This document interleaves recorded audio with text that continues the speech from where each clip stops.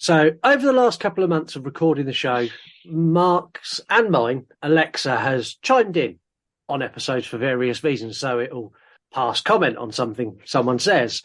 Or last week, on the Predator episode when Mark was choking and about to die, Alexa basically asked if he was okay and did he need assistance. So I've come up with an idea to keep Alexa out of our episodes. I'm actually going to welcome Alexa to the show, and I'm going to give her a chance to say her piece, and then I'm going to switch her off. So let's start with, I'll start with me. Alexa, roast me. I'm sorry you got offended that one time you were treated the way you treat everyone all the time. What? Sounds more like a life lesson than a roast. I think it was. Alexa, roast Mark. I'm jealous of people who don't know you. I know you. Alexa, you know nothing. Right, one more. Alexa, roast me. I have heels higher than your standards. I mean, if she's talking about your movie taste, she's not far wrong, is she? Before we forget, you want to die tonight? The cheaper, nastier, the better for me. Would you have stayed after this? Sorry, man, I was completely off guard there. He's in his coffin. He's the undead. This was the best bit of the film. This is not the last time someone's going to steal your man. Yeah, Mark's not a nice guy. You didn't notice this scene. It looks like he's got an extra leg. Yeah, I've got nothing. I've literally got nothing here. Surely that's even worse. The more listeners we have, the worse that's going to be. Yeah, but I will just get a new phone. Oh, I tell a lie, actually. Yeah, because we used to have Skelly sets. Art the Clown makes Michael Myers and Jason Voorhees look like pussies. I can only assume that this was due to budgetary reasons and they couldn't afford enough extras. Are you going to have Buster Rhymes in your list of characters? Mate, I can't believe you don't know Idle Hands. I'm going to ram my foot down his fucking throat. It was awesome. It fucking wasn't awesome. Hello and welcome. You are listening to the You Run Podcast Horror Movie Review, fully interactive review show. My name is Scott. And my name is Mark. And we are your host each week as we take you through the movies you have selected to review. We get asked for a lot of movies, and we get asked for how do people know what the upcoming movies were. And I mentioned this on news, but I know not everyone who listens to this show listens to news. You're bad people. You need to go listen to news as well. It's out on a Friday. You can find out what we've got coming in the polls by going to thesinisterscoop.com. So this is Tasha, who's been on the show before, and this is her website where she shares horror content of everybody, be it Mark's reviews or anything I ask her to share or anything anyone else wants to get involved with the site. And on there, you can see every new release we have planned, some special bonus episodes that have not been announced and will not be announced until the week before, but they're on there with dates now, so you can go and have a look. There's a couple of really special ones on there. And also you can see what movies are going to be in the polls on a Monday on Instagram. So that's thesinisterscoop.com. So go and do that and go and have a look. Although we do change things up quite regularly. That might not be set in stone. Funnily enough, after news, Tasha messaged me, she's like, you don't need to apologise for alterations. I was like, I think I probably do. I mean, already this episode alone is a perfect example of how we like to change things up, because we were not supposed to be doing Black Phone this evening. No, we weren't. And we're going to get to that in a minute. And I'm going to tell everyone why we booted the shit out of Winnie the Pooh, Blood and Honey, and why it'll never appear on the show. Horrible people. Anyway, you can get involved in the show. So you pick the movies. You do that on our Instagram stories every Monday. You can also get involved in lots of other ways, and we've got lots of other shows as well. So we've got YouTube, we've got Horror Movie News, which comes out on a Friday, which I mentioned earlier, and also True Crime, which is very relevant to today's episode. You can also call the show, and you can do that on our website, yourunpodcast.com, or by sending me an audio voice note on Instagram. Now, for those of you who do follow us on Instagram, you know that me and Mark unanimously kicked a movie off the show, which we've never done before. I had lots of people message me, is this because it's a bad movie and you know no one's going to listen? No. Have you not seen some of the stuff we've done in the past? Well, we will literally review the worst trash in the world without any remorse whatsoever. And if 5 people listen to it, that's fine. It actually got cancelled after I had an altercation with a member of the crew of Winnie the Pooh, Blood and Honey on Twitter. I'm not sure if this qualifies as a meme to make you mad, but it's pretty close because it made one of the production staff of Winnie the Pooh pretty fucking mad. So I posted a picture of, they're doing the I Know What You Did Last Summer requel, whatever you want to call it. Yeah, we don't know an awful lot about it yet, but either way, It's not going to be great. So I posted a picture basically saying, yet another cash grab. This is crap. Why are they doing this? It's trash. There's nothing. It was about riding the tailcoats of Scream, wasn't it? Yeah. Yeah, and there's no point in rebooting something that nobody wants to see. All you're trying to do is just cash in off of a name. There's nothing new here. I got a very sarcastic reply from someone I didn't know who it was, and they put, "Wait, are you telling me movies are made to make money?"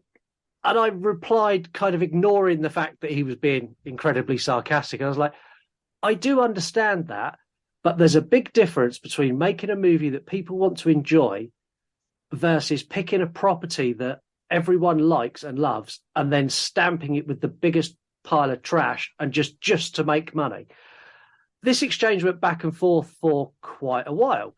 And this guy got really stroppy and annoyed, and I called the TV sequel to I Know What You Did Last Summer trash, and he hit me with, "I'll be sure to ask next time whether a movie is trash before I enjoy it or not." And at this point, I'd already said to him, "Look, people can like what they like. This is my opinion. I get it. You don't agree, but hey, whatever." He then said nothing should be called trash, and he's happy to come on the show and discuss it. To which I went, no, look, I'm sorry, we've argued the toss on here, and I don't think it'd be good to have you on the show because I'm basically going to end up calling you a nasty name. And that was the end of it. It wasn't until a little bit later I went back and I was reading other comments, and I just clicked on his profile. This is the guy who created the score for Winnie the Pooh, Blood and Honey. Yes. And I think he took it personally when I said that there's nothing I can stand less than someone cashing in on an already well-established IP with something that's not up to standard just to make money. And this was before the release of the film as well. It's like he was pre-anticipating backlash. He was arguing with people before people even had the opportunity to discuss it with them. Yeah, and I said to you, I screenshotted you the messages, and I said, "Do we keep it on the show?" And you were like, "Nah, fuck this guy." Yeah, fuck him, man. And not just that, though. It wasn't just his approach. He was extremely rude about it as well. He was rude all the way through, and he's like, "But I can come on your show and discuss it." I was like, no. And I didn't know who he was at the time. I was like, no. And even if I had known, it wouldn't have changed the outcome. So that, everybody, is why Winnie the Pooh is not on the show. No, but on an also side note, Skelly has seen this and said it's the most god-awful piece of shit she's ever experienced. And I don't doubt that for a single second. No. With that out of the way, cheer us up, Mark. Who are we following this week? Recommended account of the week. So this week's recommended account is... I'm just going to spell it out for you because I can't probably pronounce that. It's Tapredum.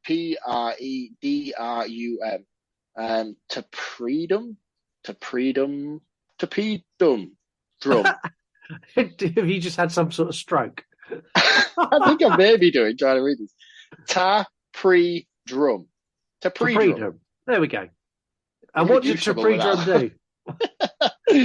Tapredum is more of an aesthetically pleasing account than anything else. It takes screenshots from famous scenes throughout horror films and through horror cinema, and basically just converts them into black and white. And I'm dumbing this down a lot and making it sound like a lot less important than it actually is. But I could just sit and look at this profile for hours. It's really, really, really is a beautiful account to sit and scroll through.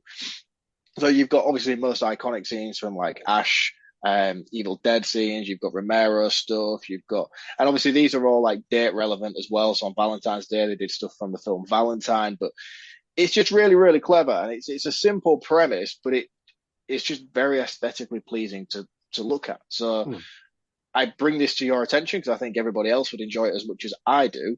And not just that though, but it also like it reminds you of films like, oh, what is that from? I've seen that scene and I can't for the life of me think where it's from. And then all of a sudden the color comes flashing back to your eyes like, that's where it's from. That's really cool. So again, it's tar pre-drum, and I really, really apologize to this account for butchering their name because they're really, really good. So I think you should all go and check them out. And give them a follow and a like. And as always, if you do go and check out their content, be sure to let them know that the You Run podcast sent you. Yeah. As always, please do that, because I know some of you have done it in the past and you've messaged creators and said, You Run podcast sent me to you. And I've had one or two of those creators reach out and say, thank you. So it's good, because then that gets us talking to those creators as well, and it builds more of a community of the show. So if you do go and follow, please say hello from us. Exactly. And one thing this horror community in general does pride itself on is the community feeling that everybody has. We all get involved and support each other and share each other. And one way of doing that is by letting other people know where the support's coming from. That helps us out. It helps them out. And we can all just hold hands in a field in a circle and sing happy songs together. Like Midsummer. Exactly like that. This week we've replaced Winnie the Pooh with a listener request. So we took many listener requests and then we polled them all against each other. And the movie that won killed everything. I mean, literally 75 to 80% of the vote every single time. We had some great films in that as well, didn't we? Yeah, some really good films. The winning movie was picked by Skellington fan, who Mark mentioned a minute ago, who's the home of horror and Jack Skellington content. Yes. Go and follow her on Instagram. She's a wonderful, wonderful person and a brilliant account as well. Have you ever wondered what would happen if Stephen King had a son who was obsessed with true crime and his father's books, in particular, It and The Shining? Have you then considered what would happen if this son went on to write a short story based on his loves of Pennywise, The Shining, and true crime? Could you fathom what would happen even further down the line if that got adapted into a horror movie directed by Scott Derrickson and starring Ethan Hawke? Well, that happened, and they called it The Black Phone. They should have called it Don't Copy My Homework. I'll be home in the morning. Where are you going? I'm staying over at Susie's tonight. What's new? The flyer. The papers call him the grabber. I wish you wouldn't call him that. You don't actually believe that story, do you? Because he can't hear you, and he doesn't really take kids that safe.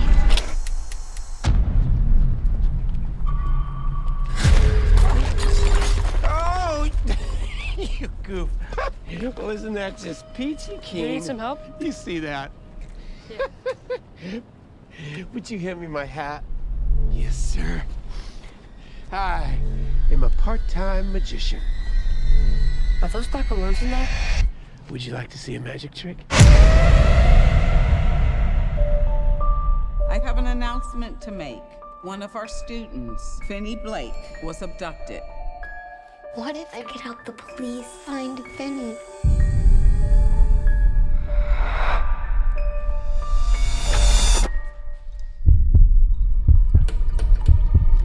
Doesn't work. Not since I was a kid. I'll scream. I'll scratch your face. This face? Daddy, I had a dream about him. What happened in your dream? He was taken. By a man with black balloons? Yes. We never released those details.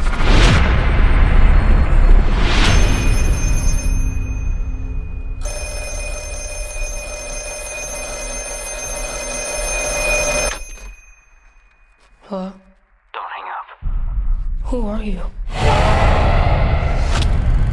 You know all our names? You're getting out of here. Please let the dreams be real. See the wall in front of you? I tore a long cable loose from down there.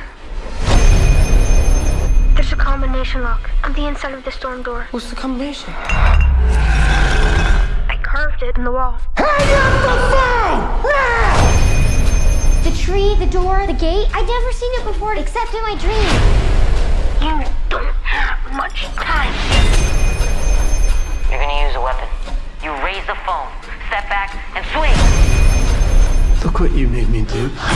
Please hurry! You remember what I told you? There's someday I have to stand up for myself. Someday is today, Finn.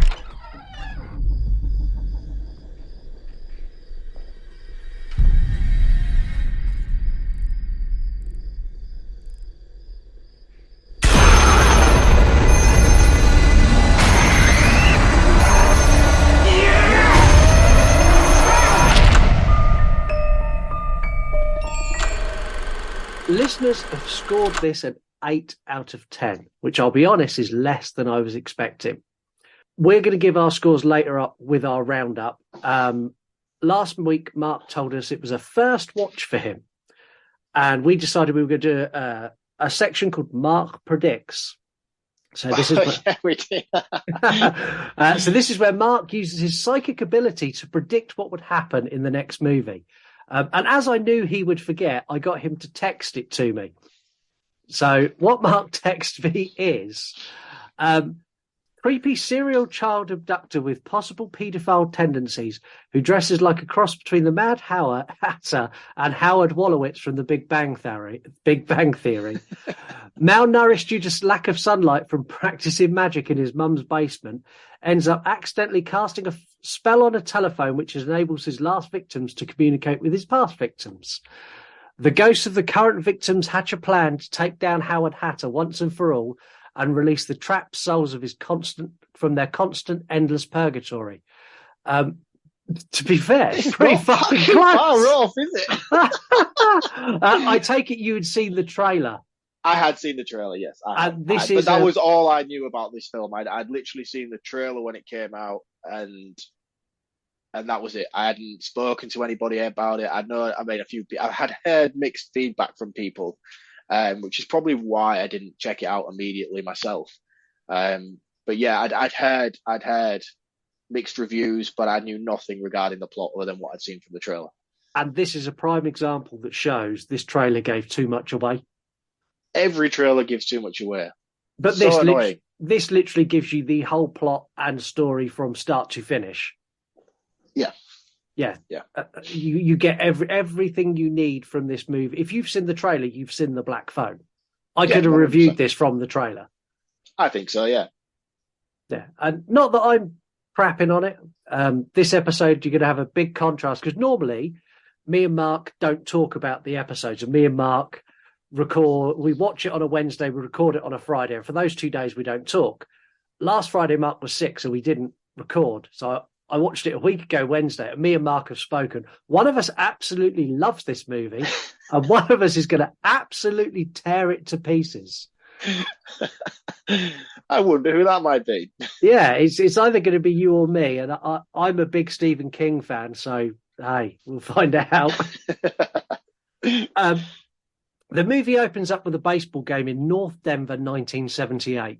The guy pitching is a character called Finney, and he's playing well, and he gets the batter to strike twice, and on the third throw, the batter hits it fucking miles. It's a home run.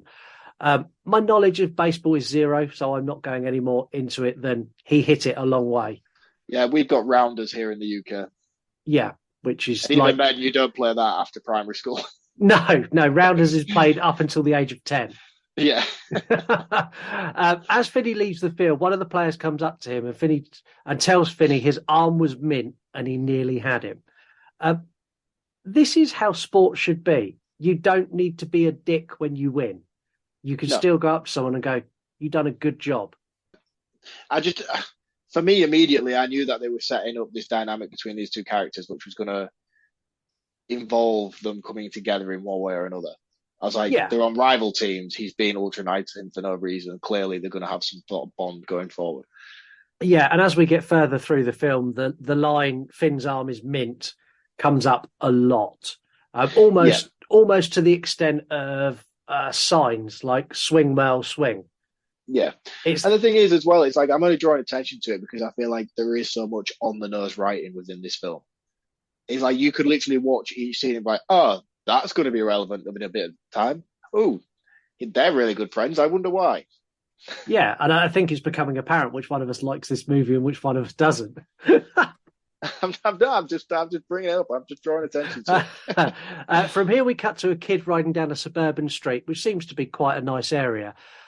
This is Bruce, and it's quite clear the ladies love Bruce because he cycles past a group of girls who all like swoon and wave at him. They're like, "Hi, Bruce." He has luscious hair, does Bruce? He does have very nice hair. Were you jealous? I was, yeah. It was very, very flowing locks in the wind. It was glorious. Reminded me of my hair there. We also see Finney setting up a homemade rocket on the baseball field. This was really nostalgic for me because I had these types of rockets as a kid. I was going to ask you that because I never did. I was like, that looks awesome.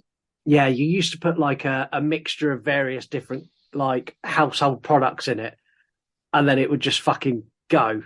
Sounds like you're making a bomb. Very similar. Very similar. That's why most of the bombers come from the 80s because we all had that shit as kids for toys. I had like, I think when I was like 10 or 11, I had a chemistry set that some of the chemicals in there were labeled very, very hazardous.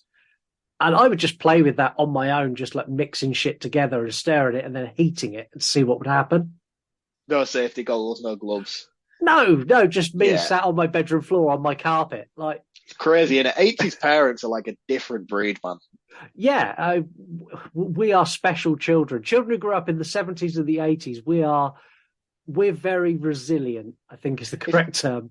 Yeah, and I wonder why. Like, I remember growing up in a house where, like, there would be, like, people would come over to visit at our house, and there would be, like, 10 people smoking in a living room.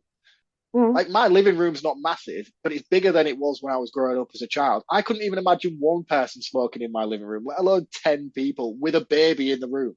Yeah, there's photos of me as a baby sat on someone's lap who has a beer in their hand and a fag hanging out of their mouth, and I'm like 5 weeks old.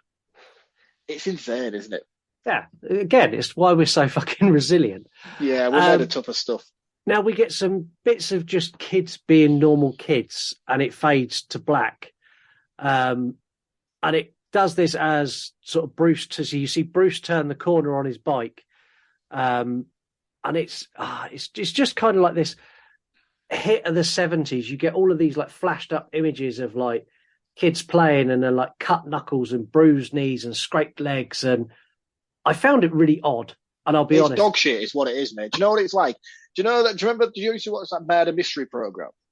It's like Billy was walking home on his own late one night, and then it'd like see like a creepy van pull up, and then it'd go into like slow motion, and then fade out, and then the voiceover would come back in, and you'd get all like these news articles. Like, mate, it was just so lazy. They fade out too many times, and they do that really slow fade out as well. Yeah. And I feel like we've mentioned fade out twice in a row now because it's a big thing that John Carpenter did in The Thing. Like, it was overly used in that. But in here, man, fucking hell, did I get a reality check when I watched this film? It's so bad. At the end of this montage, did you spot the foreshadowing? So you get a big wall that's got loads of posters of Bruce saying Bruce, whatever his name is, missing. Mixed in with those posters, there's 3 posters for Finney being missing as well. No, I didn't catch that. No, but that's in there. So, yeah, when you watch it next, have a look for that. Yeah, I won't be doing that. The last thing we see on this montage is based on the story The Black Phone by Joe Hill. For anyone who doesn't know and didn't guess from my very sarcastic intro, Joe Hill is Stephen King's son. Yes. Why did he not use the name King?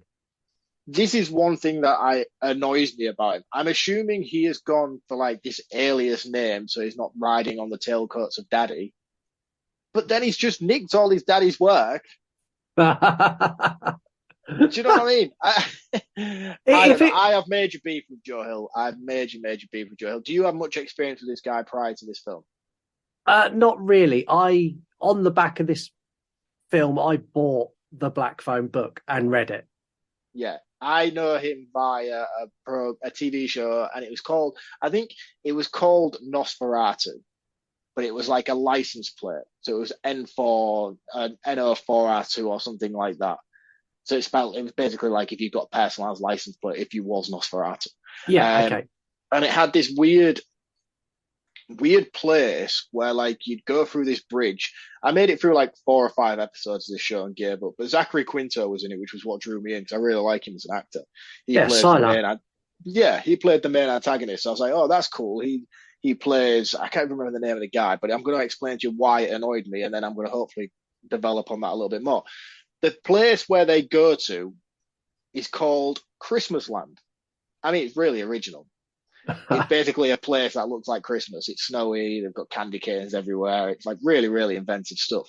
The main guy, might even be called fucking Dr. Christmas or something stupid like that. But it was really lazy. The writing in it was really, really poor and really, really lazy. And that got cancelled after like 1 season. And rightly so, because it was fucking shit. So that's where my beef with this guy began. Lazy writing in that. Because as well, like that show showed great potential. But like the stuff that you do, like you go into this place, and you're like, oh, this is really cool and creative. And he's like, oh, what's it called? This guy's like going to create something really incredible here. He's a genius. He's a writer. He's Stephen King's son. Oh, there's snow on the floor. Let's call it Christmas Land. You know, it's like, come on, like be original. Yeah, you need to read more Stephen King because Stephen King is incredibly lazy like that at times. Very much like that at times. I often wonder, like after reading The Black Phone, and I've read another one of his short stories as well, I wonder if these are things that, like why he's lurking around the house. Stephen King's got some bits he hasn't released and he's just kind of picked it up and written Joe Hill on the end and just released it. I think so, yeah. Or his dad's been like, I was going to use this, but it's not really up to scratch. Maybe you could sell it under your pseudonym. Yeah, you could have it. You'll make a fortune. There you go. Yeah, there you go. I'm sick of paying you pocket money. Just release that and try and get some bank.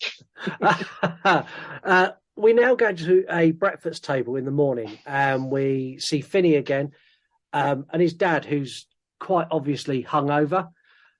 Finney slurps his cereal, like the quietest slurp ever. And his dad absolutely loses his shit. He's like, oh, could you slurp that any louder? I don't think they heard you in Boulder. I was like, whoa, you are not a nice guy. I'll give this film credit for one thing, and that was a portrayal of this character. I felt it was very, very raw and gritty.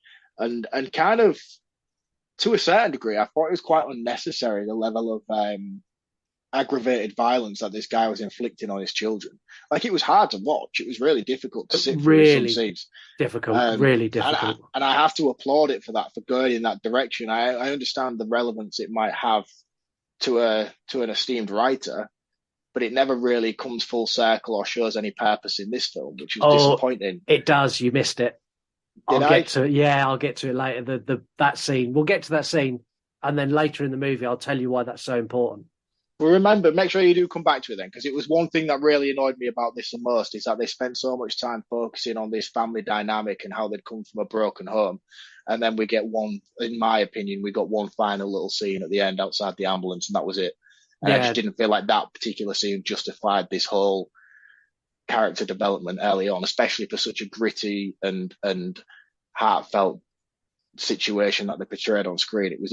It was hard to watch, and I didn't like seeing it. I mean, the guy who played the dad was fantastic, and I've seen him in stuff before, and he has a stupid mullet, rat tail him, the other thing that I've seen him in, but he plays like a lighter, softer character. So it was quite weird seeing him in this contrasting role. But I thought he was really, really good, and he really sold that role well. Yeah, and it really was it the mother died? The mother had died, and he was just not dealing with it well. By all accounts. Just not dealing with it well. But we get to more of that later as well, because he has a conversation with Gwen, who we meet now. So Gwen's Finney's sister, and she comes in, and as she comes in, she like opens the bread bin, and it slams down on the side, and she instantly apologized. So, I'm so sorry, so sorry. The dad doesn't say anything, just kind of makes like a noise. And it was at this point that I realized he's really not a nice guy. No, you can tell they're walking on eggshells around him, can't you? Yeah, and trigger warning, if you've suffered any mental or physical abuse from a parent, I would probably steer clear of this movie if you're still dealing with that, because this movie goes quite deep into it. And this episode as well. If this is something that's going to trigger you, here's your warning. You only get one. I'm not going to do it again. You get one warning.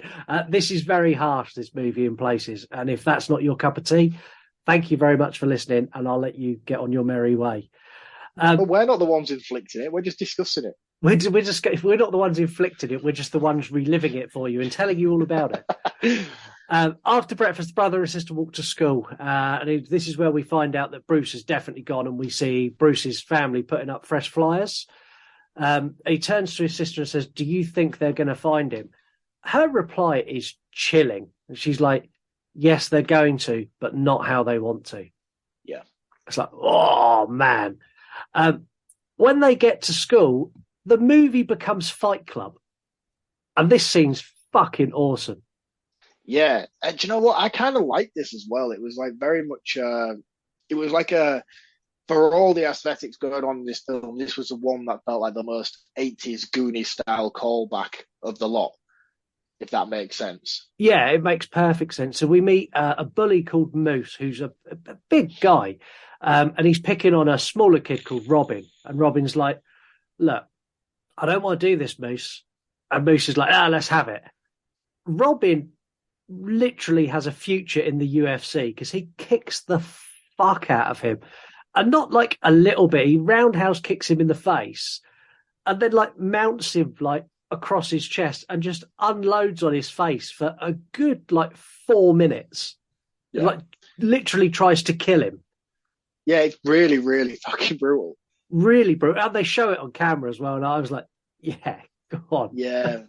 I think it's so much hard hitting as well when it's kids doing stuff like that. Yeah, and I don't know if this is the right thing to say, but sometimes bullies need this to happen to them so they stop bullying. Yeah, definitely. Yeah, and the character Robin I really like all the way through. I think Robin's great. Yeah, he was probably one of the starring ones for me. Aside from Finney, obviously, I think he was sort of second place in terms of acting prowess and quality. Yeah, it was Gwen for me. Gwen's outstanding. The actress who plays Gwen is incredible. Yeah, I wasn't on board with her character at all, but that was for different reasons. I don't think that was due to her. I think it's just the way she was written that I didn't particularly like. It's a Joe Hill problem, not a Gwen problem. Is that what you're telling me? It is, yeah, this is exactly right. It is. Her as an actress, I'm sure she was incredible, but I was so distracted by the poor writing surrounding her that I couldn't give her any time of day. They continue walking to school and they're discussing a character called the Grabber, and this is who they've nicknamed the person who keeps taking the kids. And Finney's like, doesn't even want to say the name, and Gwen's like, look, you know the rumours aren't true. He can't hear you if you say his name. He's not going to come and take you. And I love the fact they kind of built this like little urban legend around it. I thought that was really clever because that's what kids do.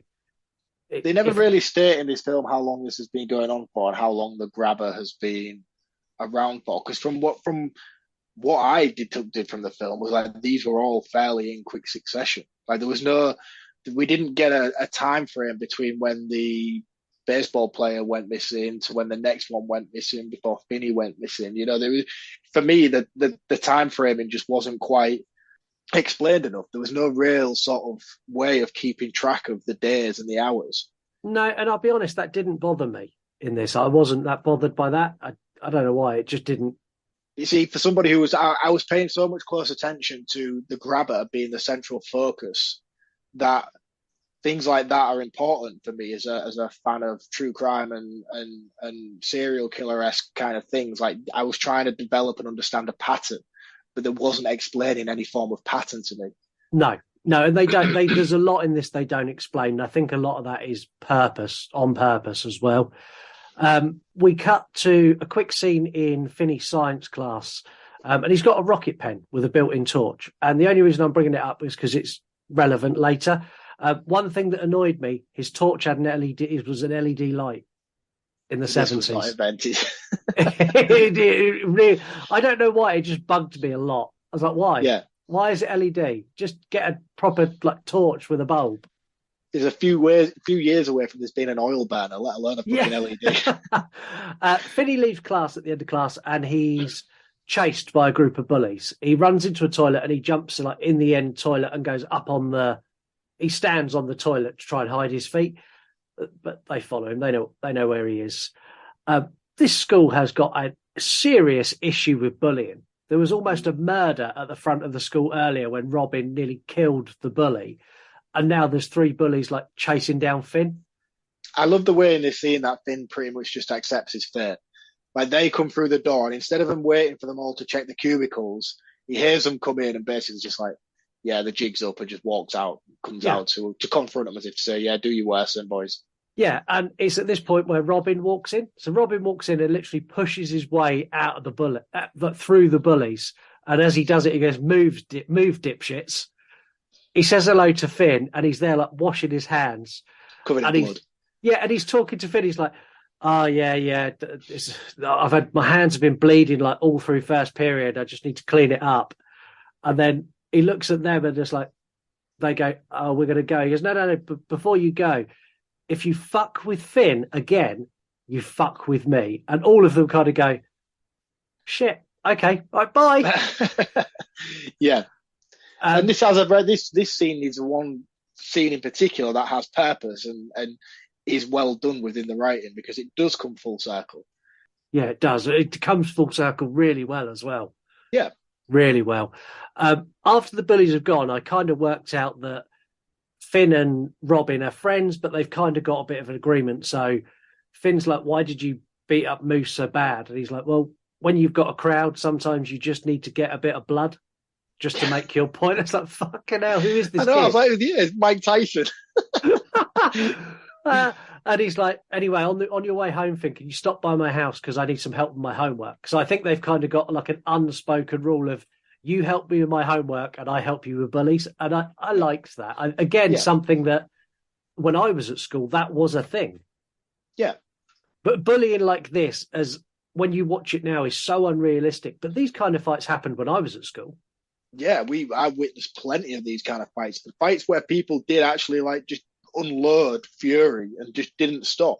But when you're that age, you don't think anything of it. It's just fight. Yeah, exactly. But in reality, as a teacher who probably saw that, was like, holy shit, this is a fucking massacre. If you saw a fight like that in a pub in town, you'd be like, what the fuck? Like in a pub in town these days, you get one punch in and the police come in, or the bouncers. Yeah. You never see a fight like what you used to see in school. Ever. No, and at school it was like it was all pre-organised. There'd be a special place where you knew it was the longest time for the teachers to reach that point, so it could go on as long as possible. Yeah, it would be orchestrated very, very well, and you'd have to spend all day knowing the build-up was coming to this fight later on at like 3:00 in the bike shed. Yeah, and that's why everyone who grew up in the 70s and 80s are really good at planning. We're meticulous planners. We now see Gwen being pulled out of her class, and I thought she was being taken to the principal to be told off for something, but she's not. She's brought into the principal's office, and there's 2 detectives there. So it turns out Gwen had told Bruce's sister that she had had a dream about Bruce, and she'd seen a man with black balloons. This is where the detectives say, look, we found black balloons at the scene, and this is something we never released to the press. So what do you know? Tell us how you know. And thinking that she had some sort of involvement, because I don't think I don't think necessarily they thought that she was involved, but maybe they thought that she saw keeping something. Yeah, she saw something. Gwen just cuts him off mid-sentence and goes, oh, what? So I'm the grabber? And then she just fucking rips into these 2 detectives. She's like, yeah, obviously I'm the grabber. I kidnapped 2 kids last spring. And this is like, and one of those kids was huge. He could kick the fuck out of both of you, blindfolded. Oh yeah, but I'm the grabber, you fucking fart knockers. I was like, yeah, go Gwen, go Gwen. Harsh, but very much like, come on, you 2 are detectives, and you're interrogating a 9-year-old girl on what she knows. Yeah, they are buffoons, both of these detectives. That they are timepiece accurate to police in the 1970s. Yeah, at least screen accurate anyway. No, they're accurate to real police. Listen to any true crime episode me and Heather have done on 70s crimes. The police are this fucking stupid all the way through. Yeah, awful. Wow. They ask what she's not telling them, and she basically says, look, sometimes her dreams are right. And all that went through my head was everybody shines in their own special way. because this is a complete rip-off of The Shine from The Shining. Mate, honestly, I feel like my neighbours, even 3 or 4 doors down, could have felt my eye roll when this scene played out on screen. This is where Joe Hill's plagiarism of Daddy's work begins, but it is not where it ends. It is a continuous theme throughout this movie. And I know there's lots of people who like this movie, and I'm not necessarily shitting on it, because if you're going to plagiarize anyone's work, make it Stephen King's. And if it's your dad, you kind of get a free pass to do that. So I'm not saying it's a bad thing, but he's definitely copied quite a bit. I don't think so. I feel like it's more of a fucking hindrance to him as a writer and an artist. And basically, I feel like if this had been anybody else, it would have been considered homage. Yeah. But because it's his son, it's just like, fuck me, like, get daddy to write your script for you. Well, no, to be fair, Joe Hill writes a better ending than his dad. Well, again, that's debatable. Joe Hill actually knows how to end something so it won't continue. They leave school and Gwen says it's Friday, and every Friday she stays at her friend Susie's house, so Finn needs to look after his dad. Speaking of his dad, he's passed out surrounded by beer bottles. What a guy. Yeah, lads. Yeah. Finn gets home, has some ice cream and watches a horror movie. Go Finn. I identified with Finn a lot at this point. I didn't have an abusive parent or someone who was drunk when I got home, but my mum worked a lot. My dad had died, so I was at the age of like 13, 14. I would come home from school and there'd be no one there till like 8 o'clock. So this was me at that age. I would come in, I'd get some crap out of the fridge and I would sit down and I'd watch a horror movie. What was he watching in this one? He was watching The Tingler from 1959. I couldn't recognise it. I was like, oh God, what was that film? It was a movie that scared the director when he was a kid, which is why he added it. And he actually had to go and get the rights to use it as well. I was going to say, because most times in situations like this, it's Dawn of the Dead. Yeah, no, but this one was The Tingler, and he went and asked for the rights to use it and basically said, look, this terrified me as a kid. I want to put it in my movie because I want to show people what scared me. Yeah.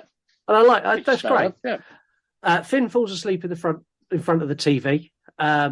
What he wakes up is horrific. And this is, God, the dad beating the shit out of the sister with a belt, and brutally and all on screen. And it's really hard to watch. And he's screaming that the police come to my work as well. What did you say? What did you say to the police? And in the middle of this scene, you've got Finn who stood there watching, and you can see he's getting angry and he wants to step in, but he's still got that fear of his father. Yeah. And he kind of leaves Gwen to fend for herself a little bit. And she grabs a bottle of vodka and says if he hits her again, she's going to drop it. And he's like, if you drop that vodka, I'm going to beat you twice as hard. And she does drop it. And he doesn't beat her twice as hard. He just basically goes, look, your mother was like this. She saw things and heard things. And in the end, she killed herself. It's such a harsh scene to watch, but every single cast member in this scene are spot on. Yeah. And I remember messaging you at the time when I watched this scene. I was like, this motherfucker bad guy's comeuppance in this film. Yeah. And obviously I'd seen it at that point. I was like, oh, do I tell him that he doesn't? Do I tell him now? Or do I let him find out? Yeah, disappointing. There's so many avenues this could have gone down as well, and it's a shame, really. Like he could have had some sort of redemption, and he could have been like, the daughter could have told him where the grabber was and where Finn was being held, and he could have then gone to save him, and the grabber could have killed him trying to save Finn, and then it would have been like an emotional moment where Finn and the father could have had a conversation and the last dying breath, and I'd have been like, awesome. I should have wrote the black phone. Fuck this film. We cut to Robin walking down the street and we see a man get out of the black van. We get another fade to black. And then we cut to all of the phones in the town ringing. This was a real thing. Again, when I was growing up, I don't know if it was when you... Phone trees. Do you remember a phone tree? No. So how a phone tree worked is, in the 80s, we were allowed out till it was dark. Yeah. And we come back when it was dark. If I didn't come home when it was dark, my mum would have 3 parents on her phone tree who she would call. to ask if I was there. Each one of those parents had another 3 parents on their phone tree, and they would call those 3 parents to see if I was there. So by one phone call, that quickly grows into every single parent knowing you're missing and every single parent trying to find you. That's really, really clever. How has that not been implemented today? Oh, now we've got mobile phones and all of our kids have got mobile phones, so we just ring them directly. Where are you? Yeah, but still, failing that though, there should still be some sort of phone tree to parents and stuff. I think again, I suppose it's a WhatsApp group chat. Yeah, exactly that. Times have moved on. Yeah, okay. We don't talk anymore. Past. Apologies. We text now. Outside, there's now a full-scale search party going into the woods with torches. Gwen comes in to say sorry to Finn that his friend is missing, and he asks her to do the dream thing, and she says it doesn't work like that. And he goes, "But can it work like that? Could you try? It's my friend." She's got like a toolkit, like a, I don't know, like a... It's like a shrine, isn't it? like a contact the dead toolkit in her doll's house. Yeah, she opens this doll's house and it's got like what? It's got like a statue of Mother Mary and... Yeah, it's got a cross. It's got she's got a Bible. It's very Catholic. Very Catholic. And she prays to Jesus and asks him to help her find Robin because her brother needs him. Yeah. At this point, the hallway light goes on. And she puts all her stuff away and basically jumps into bed.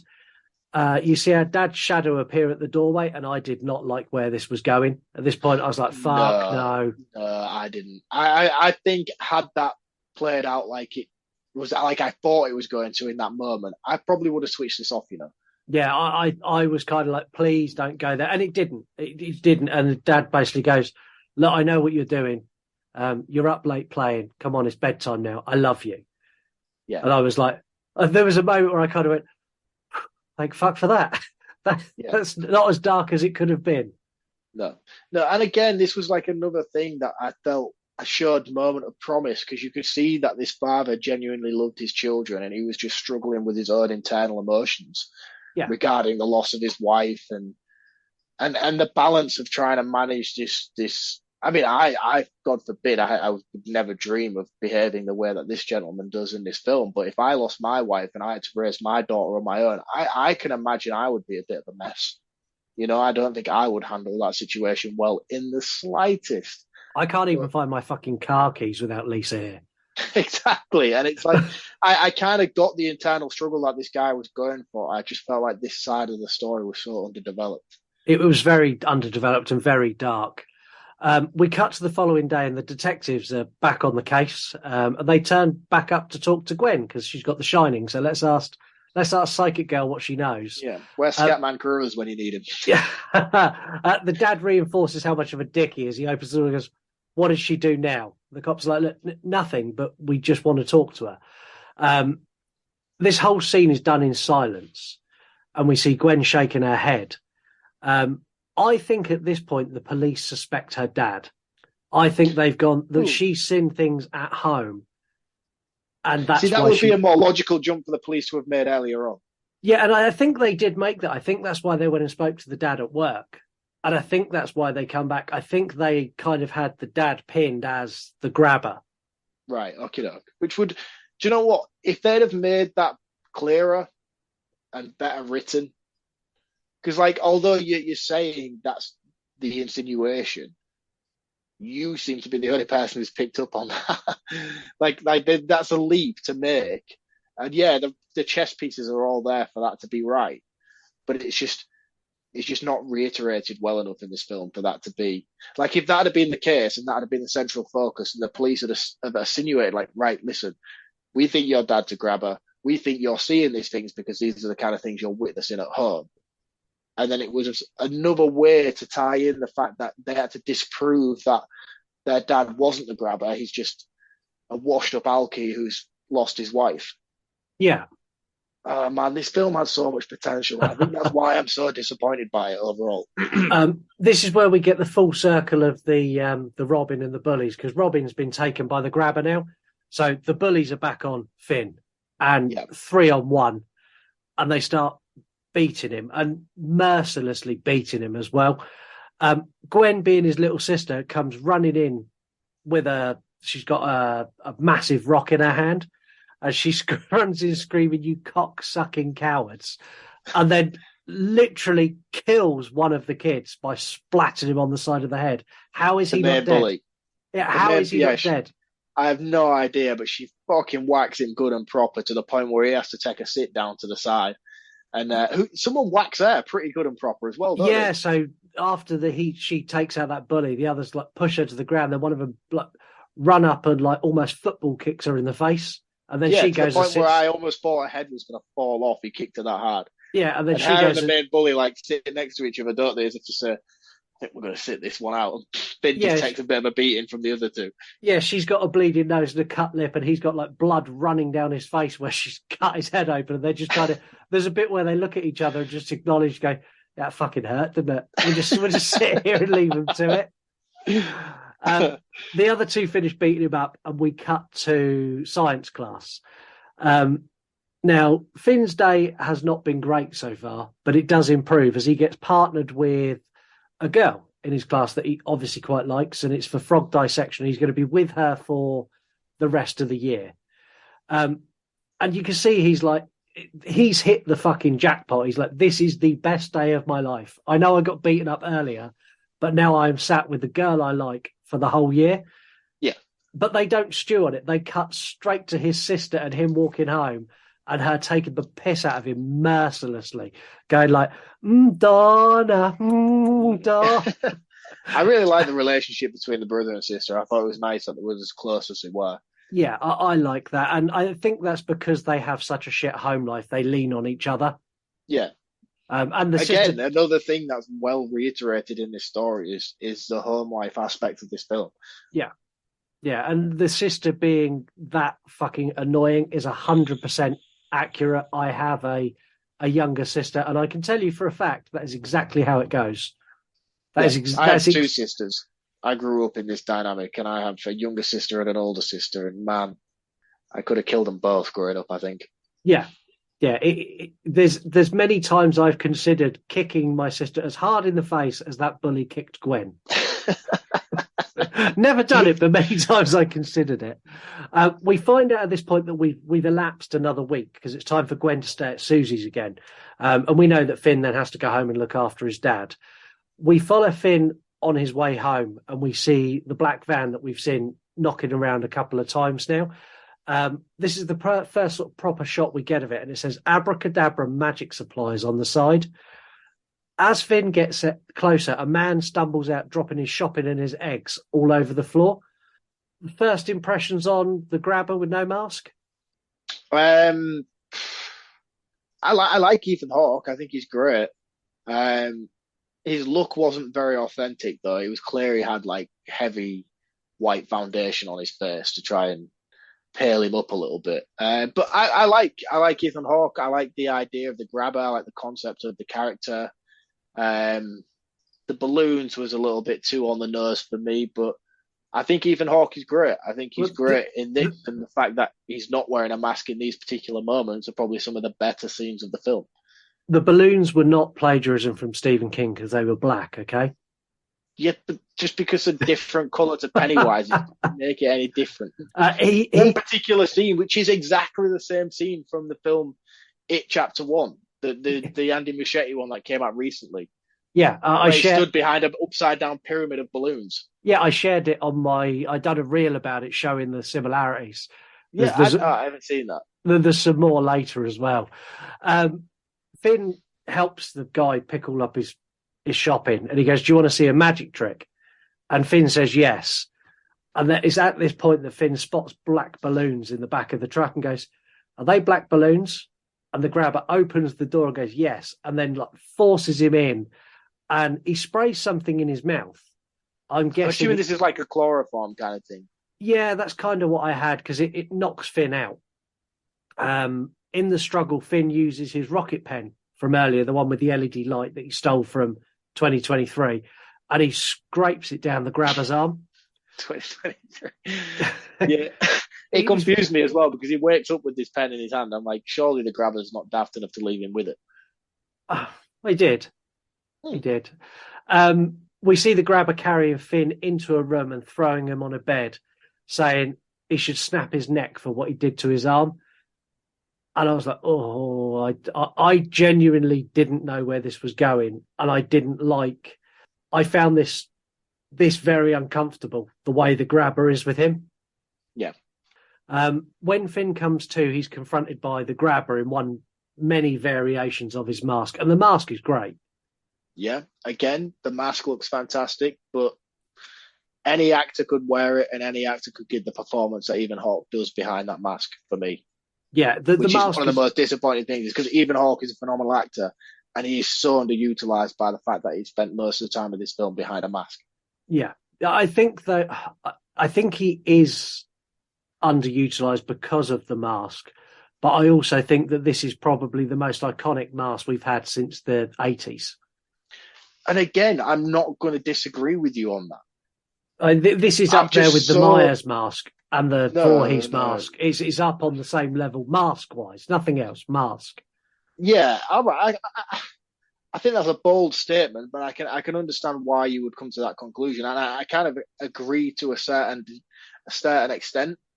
And I feel like had this film had more development and more of a grounded approach to the character, we probably would be having a different opinion and a different conversation about this film.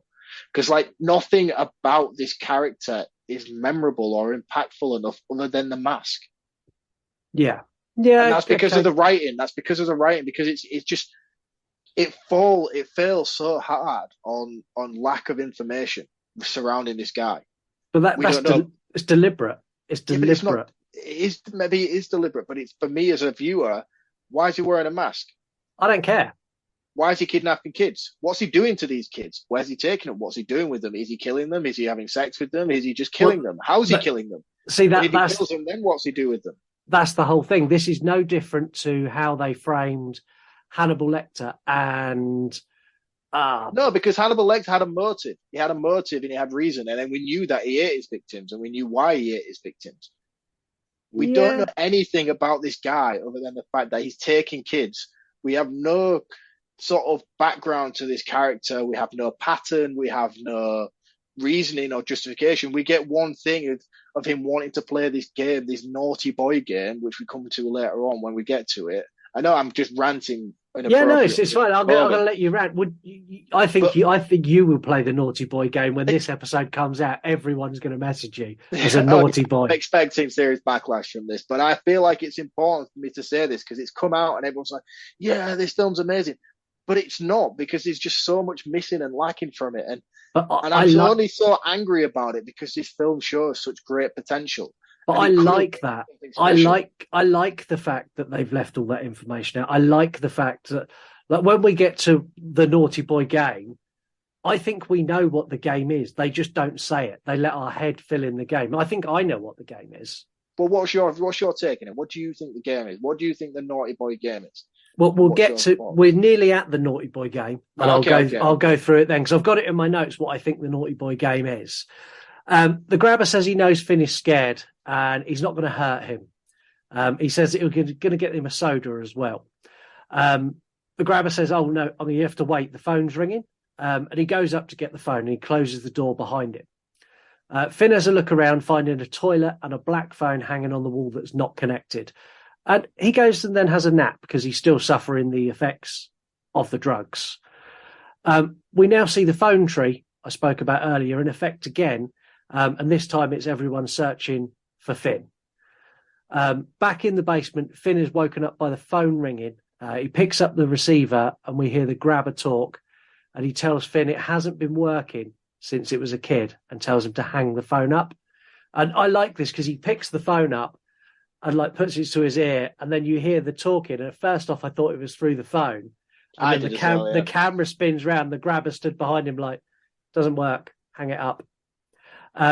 He says he knows Finn wants to go home and everything's a bit fucked up at the moment. And he goes, "So don't worry, but you will go home at some point."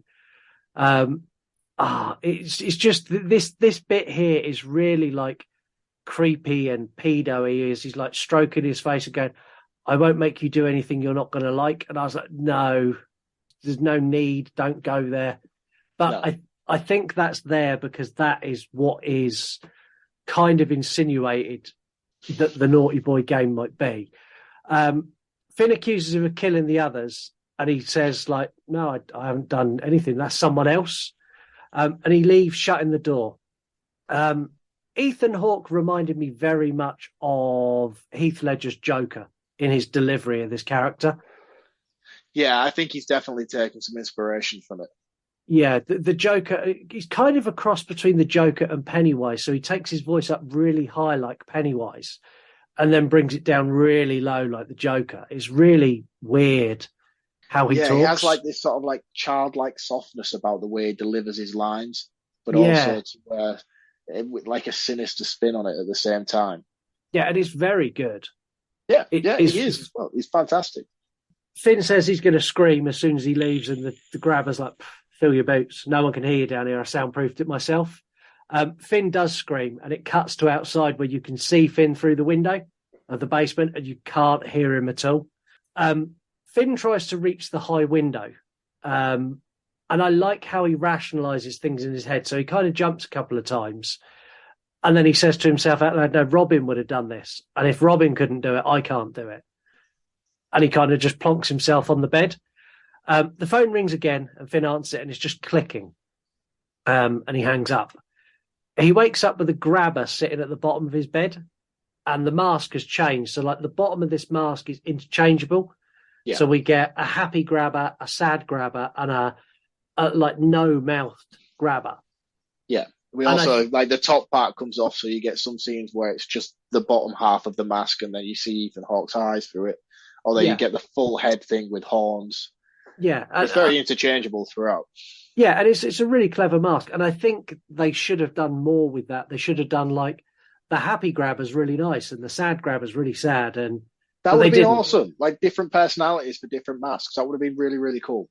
Yeah, and they didn't do any of that. And that's something I was disappointed about. Finn says he's hungry, and the grabber says that he can't bring him anything at the moment, and he just has to sit back down. And then the grabber leaves.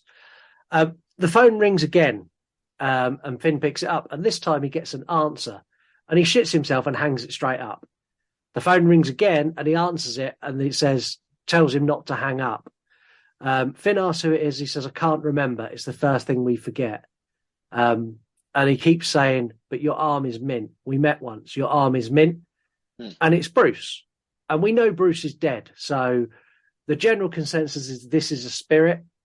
In my roundup, I don't think any of these ghosts, I don't think Gwen has the Shining, but we'll get to that when I do my roundup, because if I do it now, it's going to confuse everybody. Bruce tells him that basically that the grabber wants to play a game with you, and you don't want to play the game. You don't want to play the game. There's a tunnel. I started digging it. You can go and dig the tunnel and get out. But he didn't. He started digging it. He didn't start anything. There is no pre-established tunnel. No, there's no pre-established tunnel, but I don't know if that's because the grabber's filled it back in again. Okay. That's what I'm guessing. Gwen's finally had a dream, and she dreams about Bruce's life. It ends up with Finn banging on a door, and she basically wakes up and gets on her bike and goes looking for the house that she sees Finn banging at. Finn starts to dig the tunnel, and he's taking the dirt and flushing it down the toilet. Really clever to flush it down the toilet, as it's soundproof down there. The grabber's back, and he's bought breakfast this time. And Finn's like, what have you put in the eggs? He's like, salt and pepper. Yeah, basically says him, mate, you're fucked already. Don't worry about it. He even says, what's the point of me drugging it? You're already in the basement. He also leaves the door slightly open. Finn's about to go through the door as the phone rings, and he answers it again. This time the voice tells him that he must not go up the stairs because it's a trap, and the grabber's waiting with a belt. Now, Finn works out this is a kid called Billy who was kidnapped on his newspaper round. And we see on screen the ghost stood next to him as the camera spins. Fuck, I jumped so hard. Oh, did you? Yeah, I didn't see it coming. I was kind of like, half taking notes, and then all of a sudden there's like this ghost kid, like fucking full screen right in front of me. He kind of looks worn down, like the American Werewolf in London sort of flashback scenes we get in that. Yeah, the phone goes dead, and we actually see the ghost like push down on the receiver to hang it up. Finn sneaks up the stairs, and this is where he finds the grabber sat topless with a belt over his lap. And he goes back downstairs to eat breakfast. And every other person who really likes Ethan Hawke sat there and went, "Oh, topless Ethan Hawke with a belt. Daddy." Daddy? Daddy, what the fuck? Guaranteed. That's call into the show. If you thought Daddy when you saw this, call into the show. That's something I'm never going to be able to get out of my head for a while. Daddy. After breakfast, Finn takes another nap. He sleeps a lot in this film. He does, yeah. He sleeps a lot more than I think I would in this situation. I don't think I'd want to sleep knowing the grabber's about. No. I'd be frantically trying to stay awake in case he comes and does stuff to me while I'm sleeping. Yeah, I sleep a lot though. Yeah. Finn gets another call, and basically he says, "Oh, it's Billy," and Billy's like, "Look, I don't know that name. Don't call me that." So he calls him the paper boy. The paper boy tells him he's hidden a cable, so he's found a loose cable, and it's hidden in the wall. And then we get this really cool spin the bottle effect, where the bottle spins and kind of points him in the direction of where he needs to go to. Gwen has had a dream about Billy and seen his life and his abduction, and sees at the end the grabber stood in front of a house holding balloons, laughing, which is the pyramid of balloons, like Pennywise. Yeah, from it. Finn manages to retrieve the cable, and he uses it, gets one of the rolled carpets that's down there to try and get up to the window. He removes the metal grate and then falls back down, and then realizes he can't get back up to the window because he needed the grate. He needed the grate to loop the cable through to climb, and then he's pulled the grate out, and now he's got nothing to loop the cable to, so he can't get out that window. And I like the fact that every time he gets a call, it falls into very much a formula at this point. So he gets a call, they give him a clue, he does the clue doesn't work. And it follows this pattern. And then at the end, all of the clues come together and help him get out. Yeah. And they all sort of serve a purpose. Yeah. Everything sort of culminates into one big grand final sort of escape plan, if you will. Yeah. And it's very, very clever how it's done. And I'm going to kind of skim over some of this purely for the fact that it is very formulaic. It is very much, we get 5 phone calls that are all fucking identical, but they just give him a different clue. So I'm not going to completely skip it, but I'm going to skim it a little bit. Otherwise, go watch The Black Phone. You'll get the gist of it. After Finn's fallen down from the grate, we cut back to Gwen, and she sat with her dad. And this is one of the only times her dad's not a complete arsehole.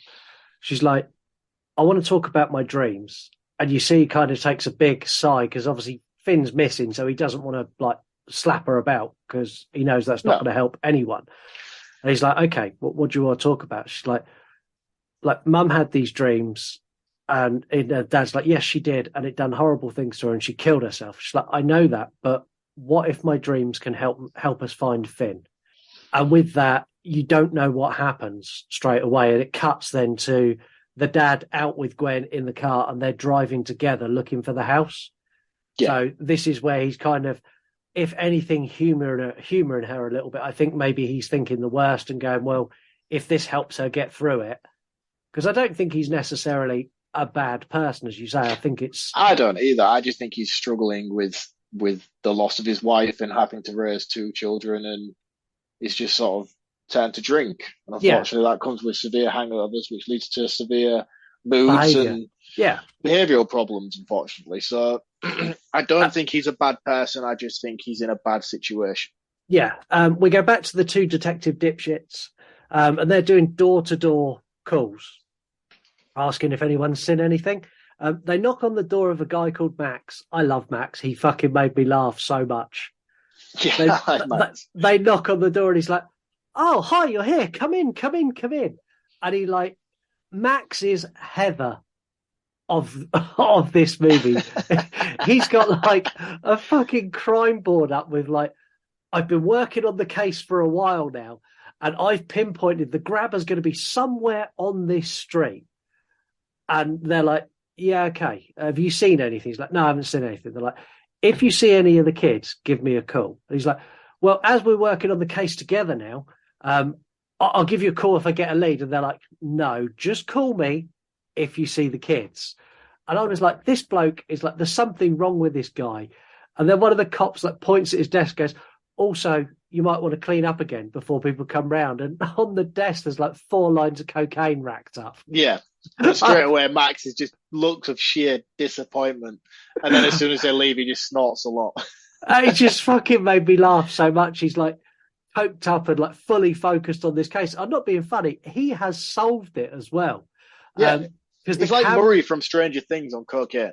Yeah, because the camera pans down and Finn is in the basement of the house that he's in snorting cocaine.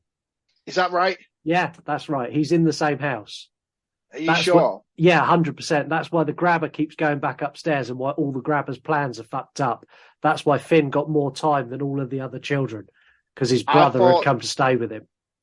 I thought his brother was in the house where they were buried. No, the house where they're buried is emptied. It's empty when they go in and search it. There's nothing in that house at all.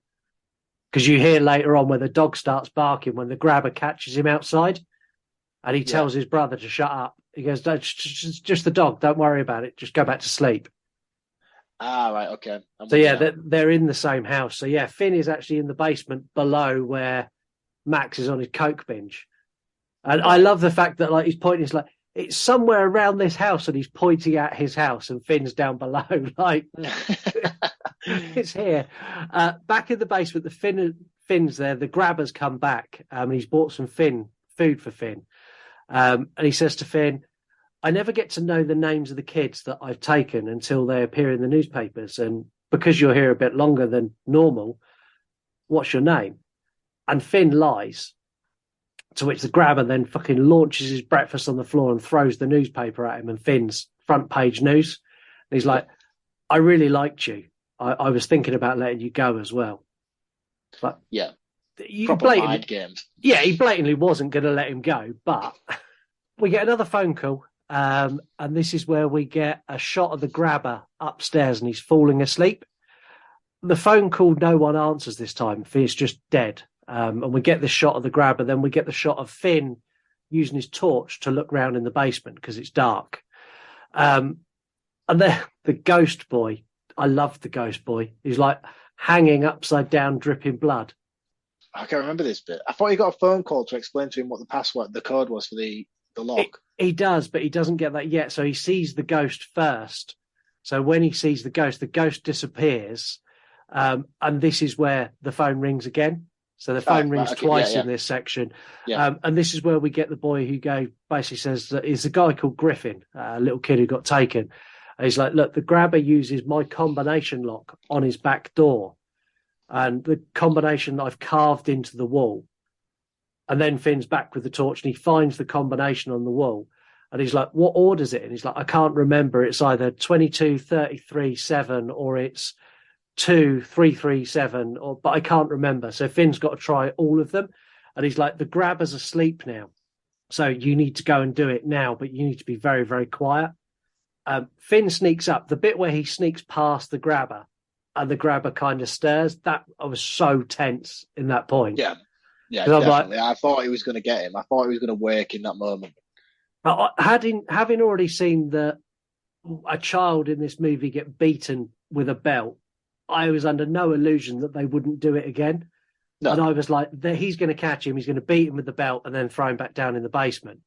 But he doesn't. And Finn gets to the combination lock and Finn gets out and he makes a run for it.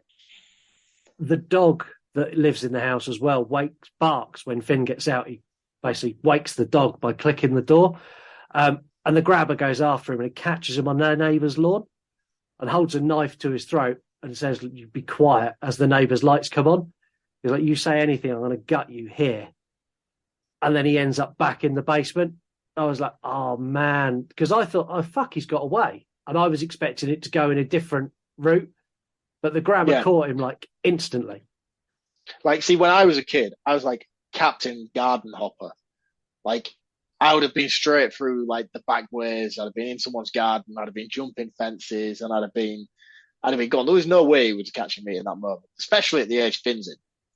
No, he does get in his van. He does chase him with his van, but yeah, if you're garden hopping, that's what I'm saying. Like, he's chasing him with his van. At that moment, I'd have just detoured into someone's back way. I'd have been through a few gardens and over a few fences. I'd have been gone. There was no way he was catching me.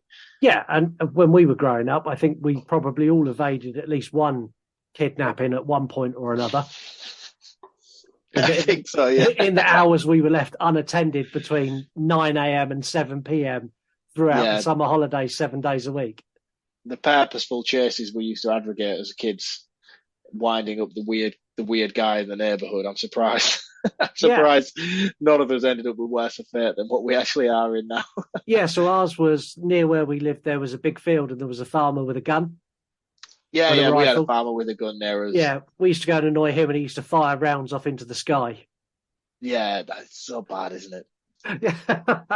As a parent now as well, like, I look back at it, I think, God, you do the kind of shit I did when I was like 13, 14 years old. God help you. Yeah, it's not. You can't do it now. You just can't do it now. We cut back to Gwen, and Gwen's not had a dream in a couple of days now. And she has a crisis of faith and looks up at the sky and goes, Jesus, what the fuck? Seriously, what the fuck? I pray, I do all the things you want. Maybe you're not real. I need to have a dream. I need to find Finn. Finn is now woken up again woken up as the phone rings again. He opens his eyes and he's like, fuck you. And he picks up the phone and he's like, fuck off, and hangs it up. And then it rings and just continuously rings till he picks it up. And when he picks it up, we get the guy who's like the pinball guy, and we get a flashback of his life. And he's an asshole on the phone as a ghost trying to help Finn. He's still an asshole. And we get this flashback back to his life. And this is where we realise it's one of Gwen's dreams. So he's having someone knocks him while he's playing pinball, and he basically pins him down and he carves into his arm 7741. Yes. And we see Gwen follow him out of the arcade into a police car, and she gets in the police car with him.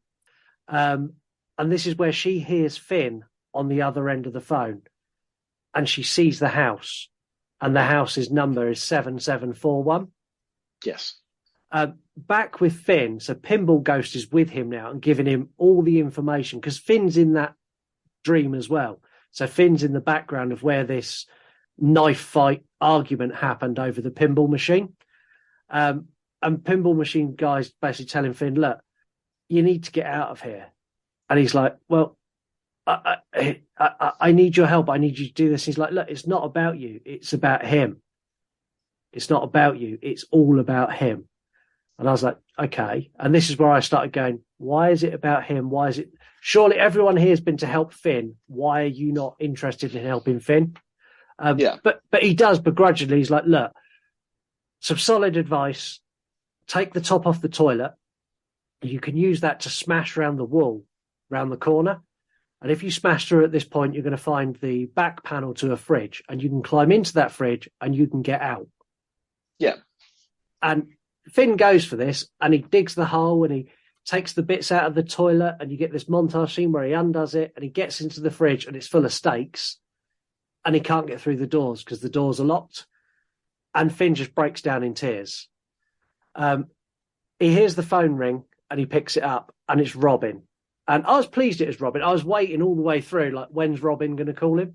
I kind of knew he was going to be like the penultimate sort of end game, really. He was going to be the final voice on the phone. Yeah, and he's great as well, because he's like exactly how he was in life. He's like, look, you've tried this, you've tried that. None of that works. You need to kill this motherfucker. Yeah. Fill the phone up with dirt that you've dug out of the hole. Fill the receiver up. And when he comes in, just smash him in the face with it.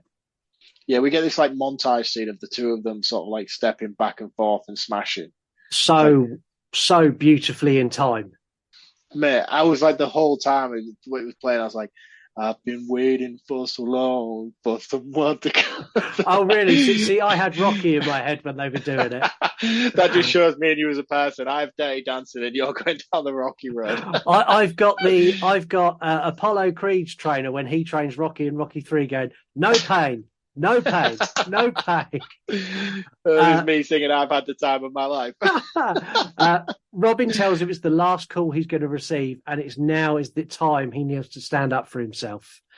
Finn fills the receiver with dirt, and we get Gwen on the hunt for the house again, wearing George's raincoat from It.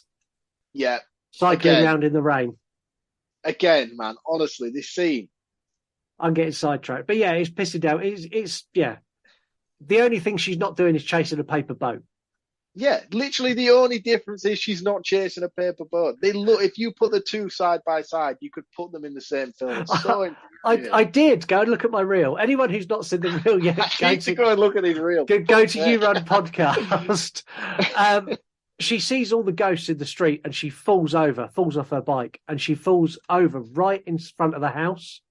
I thought she was going to go straight in, but she doesn't. She goes and calls the cops. Yeah. And I thought that was very real, because a little kid would not go in to save their brother.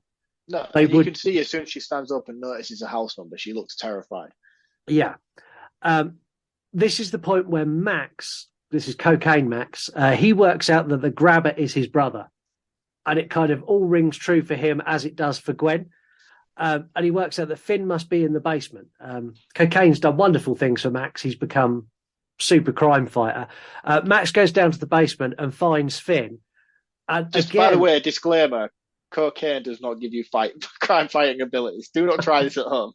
And if you do and you get crime fighting abilities, please call the show. Cocaine does not make you Batman. Please do not do that. I'm Coke Man. But next week, yeah. When Max finds Finn, he doesn't go, "Oh, quick, come on, let's get out." He's like, "This is fucking awesome. I found you. Do you want to know how I found you?" And Finn's like, "No, not fucking really. I want to get out." No, just get me out of here. And while he's doing this, you get the grabber buries an axe in his brother's head, and the grabber turns straight to Finn and goes, "You made me kill my brother." And Finn's like, "What the fuck? I've done nothing." The grabber says he'd usually use a knife. He'd usually use the axe, but he's going to use a knife because he wants to take his time. He wants it to hurt. And he brings down the dog and ties the dog against the wall. Again, though, this is another thing that infuriated me. He's like that whole sort of brief sort of insight. He's like, "Yeah, usually I'd use an axe." How do you use an axe? What do you do with an axe? Why do you use an axe? Like, fuck, so annoying. But there's an element of that. Do you want to see someone do that to a child on screen? I think that's all of this could have been done away with a simple exposition between the police in a police station, a 5-minute conversation explaining his motives, what he does, why he does it. But they could have been all squashed. But they hadn't found any of the bodies. That's the thing. No one knows what he does. Even the police don't know. There's no exposition to give. It's just fucking annoying. Then don't make a film about something you can't provide exposition for. Finn makes a run for it, and what Finn done earlier is he set up some traps. So the wire that he found earlier, he set a tripwire. As he jumps over the tripwire, the grabber falls into the hole that he dug and snaps his ankle, which is brutal. When he falls that's rough, isn't it? I felt that. And you see it snap as well. And good practical effects. That's one of the only effects in the movie, and it looks great. The Finn's like grabbing at him and trying to get hold of him, and Finn goes absolutely buck wild with the phone on his face. And he's doing so well as well with the step back, and you can see he's done it. I think it's like 3 or 4 times where he's hit him that many times across the face. Like, you're gonna fuck up in a minute. You're going to miss a step, and it's going to fail. And he does. And he does. Perfect and the timing. Grabber gets hold of him, and he pulls the grabber's mask off. And the grabber freaks out, completely like hands over his face, trying to shield himself from Finn. And this is where... another annoying element of this character. And it's like, why? That is so... It's so infuriating, because like you have people like Myers. Michael Myers is a perfect example of something like this. In the moments where Myers' mask is removed, he freaks out and cannot kill or whatever, and his sole purpose is to retain the mask again. It's like, why has he got that element? Why has he got that about his character? What is making him need the mask in order to do this? And like, it's just such a wasted opportunity, man. When he does freak out, Finn does not miss a beat and goes wild with the phone again, hitting him in the face multiple times, then wrapping the cord round his neck. Yeah. When he does that, the phone rings and everyone all of these spirits of the past get to have their say as he holds the phone to the grabber's ear. And it ends with Bruce saying Finn's arm is mint. And then Finn yanks the cable and snaps the grabber's neck. Brilliant. I love the fact they had the balls to kill him and convincing he's dead. No question about it. He snapped his neck. There's no coming back from that. The cops now have found the basement, so they've gone to the house that Gwen's taken them to, and they've gone in, they've got themselves down to the basement, and all they've found is 5 mounds of dirt and a freshly dug grave, which is for Finn. But Finn's not there. And they come out of the house sort of going, what the fuck? And as they come out of the house, Finn comes out of the house like directly opposite. So the grabber's got 2 houses either side of the street. Yeah. Oh, but another thing as well that you just skipped over is the scene where he breaks into the back of the freezer and gets some meat. The freezer's full of meat. That's one way for him to get past the dog. Is a decoy. So like the phone call was relevant. So every clue he got all the way through kind of all come together. And the meat, he takes a steak and feeds it to the dog to escape. Yeah, and I'm only drawing attention to it because it's absolute bollocks, and I need it to be. I need it to be mentioned for my roundup. The moment when Gwen sees Finn is fabulous acting from both these child actors. That scene is brilliant and really emotional. You can feel both of them have kind of gone like, Gwen's like, "Fuck, I thought you were dead," and Finn's like, "I thought I was dead." And that scene I thought is the most impactful in the movie. I'm hoping the events change their dad, because you get a scene where he is like sat at the ambulance and he's crying and he's begging for their forgiveness and basically saying that he's going to be better. When Finn goes back to school, which I don't think he would, because I think he'd be on trial for some sort of manslaughter charge for killing the grabber. Would you though? I don't know. I don't know how it would. I don't think you would in that situation. I think Finn's argument was it was in self-defense. Of course, yeah, and he's a kid as well, so like the police are just going to like, this kid's just survived this. He's a survivor, let's be honest. Yeah, I think it'd be one of those of, and when we arrived, the grabber was already dead. Yeah, we don't know how he died. No, there was no fingerprints on that wire. What wire? Yeah. So I just want to come back again. You mentioned earlier that you had some sort of justification as to the dad's redeeming arcs. Like, have we skipped over that, or the dad's redeeming arc, I don't think he's got a full redeeming arc, but I think the belt comes full circle. So the belt, they used the belt early on and they showed the dad use it.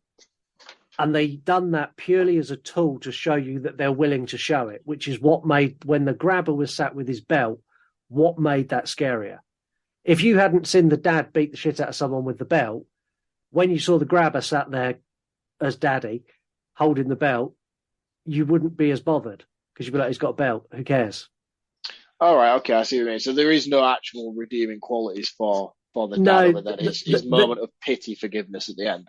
That's all you get. And I don't think in a real life scenario this would be enough to bring him back on a level. No. Which is sad, but we'll skip past that because that is sad. I'm going to move on. Finn goes back to school and Finn is now king of the school. As he's walking in, you've got all the kids whispering, going, "That's the kid who killed the grabber." And there's like all these rumours, like, I heard he shot him. I heard he stabbed him. I heard he decapitated him with an axe. It's fucking great. He walks in, he sits down in science next to the girl he likes. She's like, "Hi, Finny." He's like, "Call me Finn." Credits roll. What a guy. What a lad. Yeah. I've got an interesting take on this, and Mark's going to have a very interesting take on this movie. I want you to go first. Okay. What do you think of this movie? Let's find out first. Well, I think it's time for 3-word review. Yeehaw! Skellington fan of Skelly, the person who picked this movie for us. Gwen is kick-ass. Frightmare Collective, Don't Help Strangers. They're a horror podcast. And that is not just a lesson to live by from this film. That is a life lesson. That is a life lesson. Michael in Woodsboro, Ethan Hawke Slays. That's a horror account. King Book Collector, Dead versus Nutcase. And they collect Stephen King books. Bob in for Pumpkins, It Could Happen. And they're a Halloween account. And it did happen. So when we get to facts, I'm going to tell you all about all of the real life events that they portrayed in this movie, and there are a lot. Creature Pod, that's Chunky Larry, Gold Kids Table podcast. Arm is Mint. One Enthusiastic Horror Fan Official, Better Than Expected. And then we've got RK Muse, the writer. The Phone is Black. They used 4 words, but I'm going to let that go because it just made me chuckle. Yeah, I'm quite anxious now. Why? Because it seems like everybody liked this film apart from me. Facts and fuck-ups. Scott Derrickson made this his next project after leaving Doctor Strange Multiverse of Madness. Was he originally penned to do that, was he? He was directing it. It wasn't penned to do it. He'd started. They were in production. He had a falling out with Marvel, citing creative differences. Rumoured that the creative differences were they wouldn't let him take it in the horror direction he wanted to. Oh, really? And then they give it to Sam Raimi and let Sam Raimi take it wherever the hell he wanted. The grabber uses black balloons to abduct his victims. So this is reminiscent of the painting that the daughter does on the bedroom wall in Sinister 2012, which was also directed by Scott Derrickson and also starred Ethan Hawke. Interesting. So you know the wall where the phone is? Yep. You know you've got like that water damage across the wall? Yep. That is the cover from Sinister. Oh, really? Yeah, if you take the phone away, it is Sinister. Oh, that's cool. Which I thought was really, really cool. The grabber wears a stovepipe hat to abduct children walking home for a baseball cap. It's exactly the same hat as worn by Rose the Hat in Doctor Sleep, written by Joe Hill's father, Stephen King. The grab and go in the movie is called Ellison, which is also the name of Ethan Hawke's character in Sinister.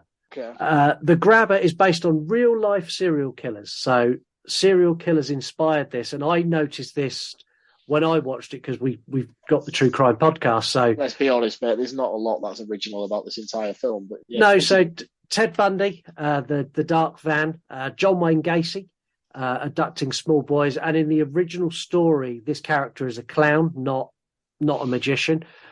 Jeffrey Dahmer, and the things they took from Jeffrey Dahmer was the police being so incompetent and being in the right place and not knowing. And in the actual case of Jeffrey Dahmer, they actually gave one of his victims who escaped back to him. Yeah. You've also got Ted Bundy as well, who would use lure his victims into a car by dropping things. So he used to drop things and then have a fake cast on and ask for help. And that's how he'd get victims into the car, which is exactly the same as they've done in this. Yeah. The opening scene in 1978 shows a Coors pull tab.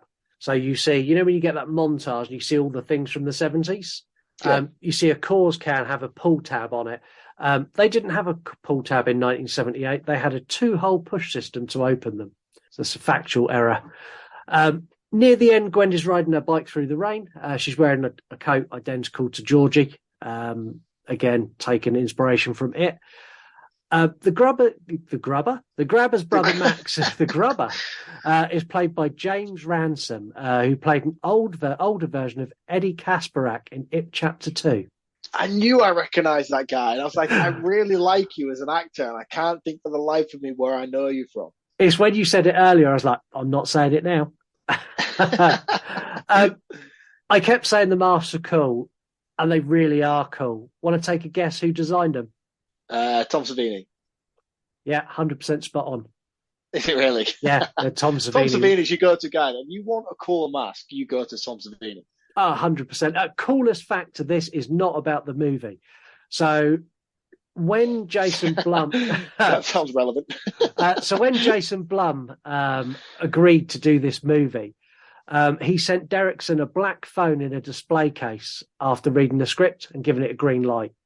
Derrickson moved into a new house in 2021 when this went into production, and Blum secretly had a black phone mounted on the wall of his new basement.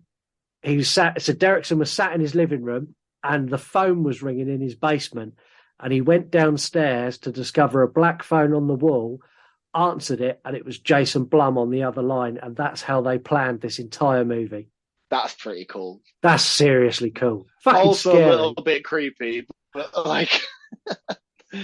very cool. I thought it was could you imagine being the director of this and you're working on this script that you've got from a book that's a black phone in the basement, you hear a phone ring and go downstairs, that moment of fuck, there's a black phone on my wall must have been brilliant. Yeah. Also, imagine having that much money that you could orchestrate something like this. yeah, because I'm not being funny. I couldn't orchestrate getting like a phone book to you, let alone a black phone on your wall. Do people still use phone books? I don't know. Is the Yellow Pages still a thing? No, I haven't had one in years. Yeah, because they used to be really... I remember when they changed them and they made them like super, super thin. Yeah. So they were really thick and then they become really thin. Yeah. Yeah, like almost like condensed and smaller, but you still used to get them on your doorstep like every year. Yeah, without a doubt. I can't even remember when that stopped. No, I can't. Speaking of calls and strange calls, we've had multiple calls this week, and I'm going to give you the choice. Do you want a call that hates you, a call that hates me, or a call that hates both of us?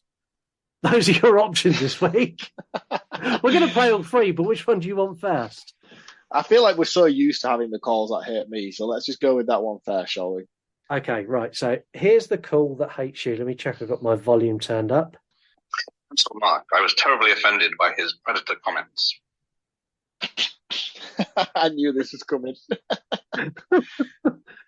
So yeah, do you want to justify your predator comment, saying it's not a horror movie again? No. I stand by everything I say on this podcast, whether it be this episode, the Predator episode, or any episode that comes before or after. The Predator is an action movie. Do you want to address who that caller was? That caller was Gareth from Video Tasties. And I knew when I was speaking the words on that episode, I was like, I'm fully taking down the horror, the action genre as a whole. And I know how disheartened Gareth's going to be by my comments. I just went with it anyway. I think Cancel Mark was tame compared to what he could have said to you. How about a little bit of hate for me? Because we don't get that. I don't get hate very often. I'm a little bit upset that I've got some hate, but we'll play it anyway. You deserve more. And in a stunning turn of events, the debate of what is the best shark horror movie is decided by Scott's rules.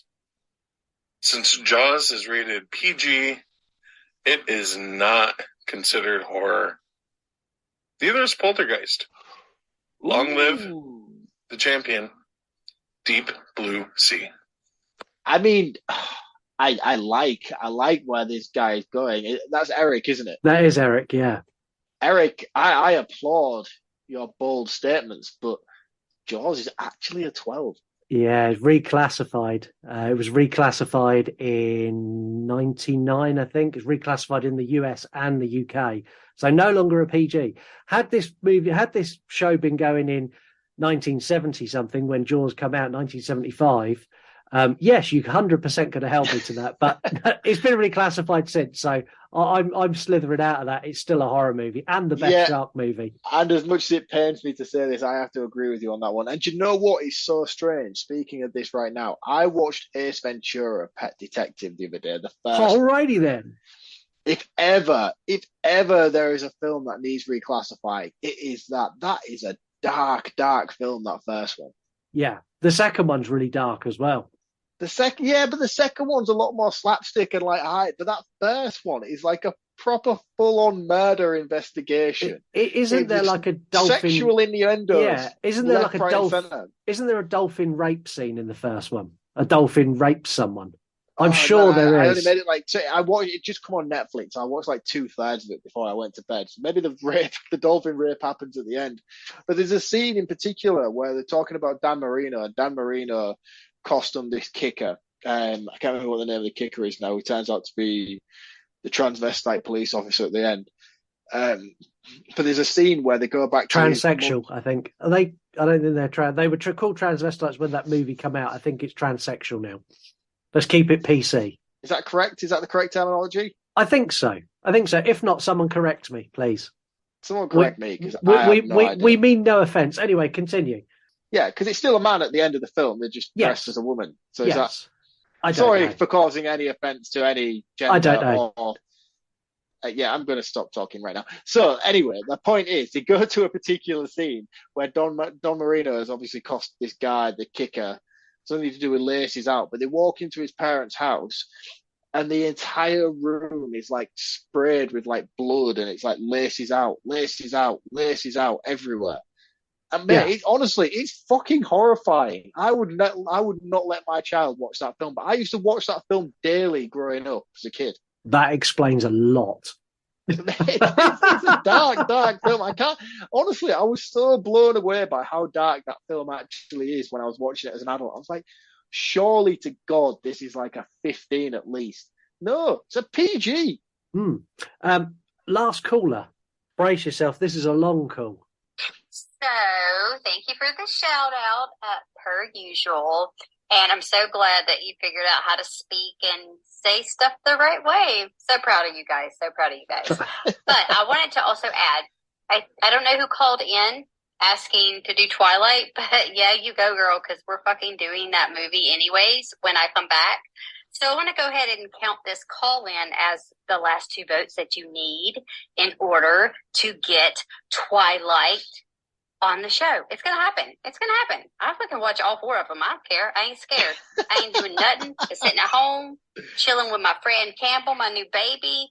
I got plenty of time. So anyways, you guys, we're going to do Twilight. And that's about it. I don't know what else to say, except I love y'all. And Mark, you need to bring back movie quotes. Bye. She says that like she hasn't been doing anything other than watching Twilight on repeat with her maternity leave. I'll watch it. I got nothing better to do. I watch that shit all day long. So you have been watching that shit all day long, Heather. We know what you're doing. So Twilight is going to happen at some point. If you is go that to the final vote we needed. Yeah. Heather classed her vote and Campbell's vote as the final 2. Is he old enough to cast a vote? Do we have an age rating on this? There's no age. It's I don't know why I'm arguing this. I want to see Heather on Twilight. It would be classified R in the States, which means anyone can watch it as long as a parent says it's okay. So if Heather lets Campbell listen, not being funny, Campbell's been listening in the womb to this show for the last 10 months. This is true. So Twilight is going to happen. If you want to find out when, before Mark knows and before Heather knows, if you go to thesinisterscoop.com, you can view our schedule and you will see when Twilight is going to happen. We've got a date in for it already. I'm going to start roundups this week because Mark wants me to go first because Mark wants to have the final word. I like it. I enjoy it. There is nothing paranormal or supernatural in this movie whatsoever. This is why I wanted you to go first, because I knew you had some sort of justification and I wanted to know whether what your opinion is in this moment was going to twist my overall expectations of the film. So I'll let you shine on. Red rum. I don't think there's anything paranormal. So let me deal with Finn and the phone first. That phone is not fucking ringing. There is no one on the end of that. Finn had interactions with all of these children. Finn is in a dark place where he's all alone and he's discovering things for himself. So he's discovering the padlock code on the wall. He's discovering the floor's loose. He's discovering the cable. And it's the memories of these people. They're not telling him. It's Finn talking to himself in his head while holding the phone to keep himself sane. I don't think they're a ghost talking to him, and I don't think he's seeing ghosts. He's seeing things in his head. This is a child, not an adult. This is someone who's suffering with the situation and they're dealing with it in a way internally processing it as a child would. They're talking to the friends they know they've lost to the grabber, and he discovers the cable, and then he imagines talking to his friend who tells him where it is. That's what I think happens there. With Gwen does not shine. And I'm going to have a real hot take now. I think Gwen is a former victim of the grabber who he let go. So he let Gwen go because Gwen was not a little boy, which is how she remembers where the house is, which is how she knows everything she knows. I think the grabber took her to the house and let her go. And I think that happened when she was a little bit younger. And that's what I take from this. I don't take any of the paranormal stuff. I see all the stuff that is referenced from Stephen King. This movie needs a prequel to fill in the gaps. I'd take a prequel of this. I enjoyed it. It's not the best movie in the world. It's got lots of plot holes that need filling, either with a prequel or a sequel. I don't think a sequel would work, but a prequel. I've got nothing really to critique. I enjoyed it. I could sit and watch it again. I've watched it twice. I'd quite happily watch it a third time. It's 8 out of 10 from me. What does I mean? You done? Yeah, I'm done. Okay. Right, shall I get comfy? Am I going to be here a while? Probably. You know how I get. Cut me off at any point. If it starts getting out of hand, just let me know. Right, if you can stop there. No, so I'm going to start by counteracting what you have said. First of all, I get what you're saying, and I kind of like the idea of you saying that Finn never experienced anything, that there was no fun to start with. Like these were him trapped alone, him scared, him on his own. Makes perfect sense. Yeah. Logically, you could have quite easily tied that up at the end with the final scene just being a scan around the basement, and then there'd be no phone on the wall. You just focus into where the phone has been throughout this entire film, but you focus onto a blank wall. Yeah. Perfect. Boom. My mind would have gone, yes, it was him. It was his way of dealing with the traumatic situation he was in. That would have been perfect, and I would have bought into that. Do you know why I'm not buying into it? It's because you've got Gwen doing the same thing at a completely different side of town. It doesn't work. It doesn't work. There's too many elements conflicting against one another. The fact that Finn was in there on his own and he could have put that down to his traumatic way of dealing with the situation he's found himself in would have been perfect. I would have bought into that perfectly. It would have worked. But the fact that Gwen, even the fact that you're trying to turn around and say that Gwen was a victim of the grabber and she wasn't experiencing anything, makes no relevant sense to the fact that he's then saying the dad is turning around to Gwen and saying, your mother had these visions, your mother had these problems, she had the same issues as you did. That just contradicts all the things you've just said about the fact that Gwen was not having these visions, because they're saying... She is having the visions, but they're not visions, they're memories. So what? Her mum was a victim of the grabber too? No, her mum just had mental health issues and should have been treated for mental health issues and not just left alone. But it was the 70s, that didn't happen. So there's always a writer for this film. So there is too much in this film for me to be able to walk away from it and feel satisfied by the plethora of unanswered questions and undeveloped plot points. I'm going to start. I haven't even started yet. I'm going to start with the positives, and I think this film is shot very, very, very well. I think the cinematography is great. I think everything looks aesthetically pleasing to an audience to watch this film. I think the casting is great. I think everybody does a phenomenal job in the roles that they're playing and fulfilling. I feel Ethan Hawke's character is very underutilized. I feel like anybody could have done what he had done in this role. Which is a shame, because I like Ethan Hawke, and I feel like given the chance to shine, he could have done something really, really clever with this. I love the mask. I love what Tom Savini's done with this mask. I didn't know it was Savini up until Facts, but now we talk about it, it's obviously Savini. He was just shadowed by the fact that he was behind the mask. Yeah. Which is a shame, because Ethan Hawke is a phenomenal character actor, and he could have taken this to a much darker and a much more creative place had he not been restricted by being behind a mask for so much of this film. And again, that just kind of it just kind of brings me back to the writing surrounding his character. There could have been moments where he went down to the basement and he had the mask on and he was dealing with Finn. And you talk about having maybe different personas and different emotions for the mask as he comes in to see Finn, and a happy emotion and a sad emotion. That would have been beautiful. And then we'd have had cutscenes from there where we see him upstairs dealing with his brother. Yeah. Or have scenes where the police figure out that that's his house and they take him in for questioning. Yeah, you know, it would have been more interesting had they focused it on the grabber, not on Finn. On Finn, yeah, and I feel like that's the biggest failing of this film is like the grabber is the central focus, or at least it should have been. The grabber should have been the central focus to the point of this film. We should have had a motive, a reasoning behind why he was doing what he was doing. It's almost like they tried to go for this Michael Myers mystique about him, but there was no just general slashing. They tried to fill it out like it was a true crime story, but they're not filling in the blanks to justify why it was this kind of story. It just, there was too much about it that didn't make sense in order to get a cohesive story, in my opinion, personally. Like, I'm not taking anything away, because I enjoyed my experience with the film. Like, it looked great, the acting was great. There's nothing separating the fact that this is great filmmaking at its finest. It looks visually phenomenal, but there's just too many failings with the writing of this film, and I'm only so furious about it because it shows such great potential. This could have been something phenomenal had it been written in the right way, because the director did a great job, the cast did a great job, even the score was fantastic to this film. The lighting department made everything down in that basement look gritty and feel raw. It just missed that key element with its storytelling. There was just so much that was left underutilized that should have been the central focus that wasn't. And for me, that's what ultimately cost this film the rating it should have got.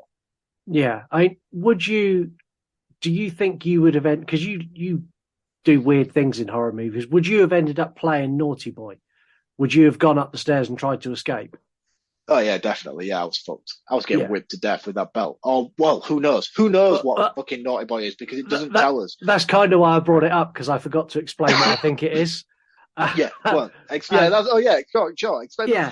me what your Naughty Boy theory is. So, Naughty Boy, when the boys talk to Finn, they say that if you go up the stairs, he's going to whip you, and then he's going to get to do the bit he loves the most.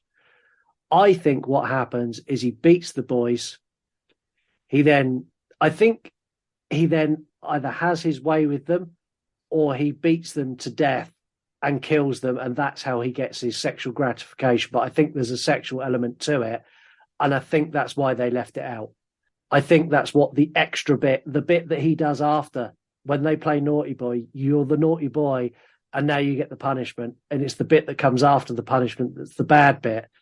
I think that's what they were implying, and just didn't want to fully commit to he's a pedo.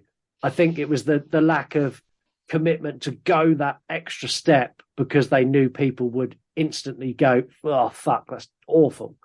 I think it was that, though. It wasn't just that one element to me that was the failings. Like, there's so much other stuff surrounding it that just felt lacking in content. It was just there was just so many missed opportunities with this, and it's a shame. It really is a shame, because I genuinely liked it, and I liked everything that was building towards something that I thought was going to be probably one of the standouts of the year. I know I'm late to this. I know this was last year, but I'm just saying, like, had I seen this when released in 2022, I'd have been sat there for the first 45 minutes of this film being like, this is movie of the year. Yeah. But it just didn't execute it well enough by the time the credit rolls, in my opinion. Yeah, and I think it got lost. We had a lot of good horror movies released last year, and I think this kind of just got lost in the mix for me, because I didn't see it last year either. No. And the only reason I didn't see it is due to the mixed responses to it. And it was one of them where you're like, people are so... It was so fucking contrasting, where there was so many people being like, this is the best film of the year. And at the same time, there was so many people being like, this is the worst thing I've seen. And I knew I was going to find myself one way or the other with it. And I was just like, it looks cool. I'm just going to live in the knowledge that it looks cool, and just eventually it will come under my radar, and I'll make my opinion of it when it comes that way. But there's just too many conflicting elements for me to justify paying 15 quid at the cinema right now to go and see it. Yeah. So, and again, I'm one of those people where if someone tells me everything's great, I'm purposefully be like, yeah, I'm not watching that. Do you know what I mean? You know what I mean, though, don't you? If a song comes out, it's like, yeah, this is the best song ever. I'm like, yeah, it's fucking not though, is it? Yeah, or I'll do my favourite is, that's all right. Yeah, yeah. But then really, when I'm at home, I'm like bopping along to it. Yeah, like this is the best thing ever, but I'm never ever going to tell anyone that it is. Exactly, and this came out with a lot of hype, and justifiably so. There's a lot here to love. There's a lot of great elements about this film.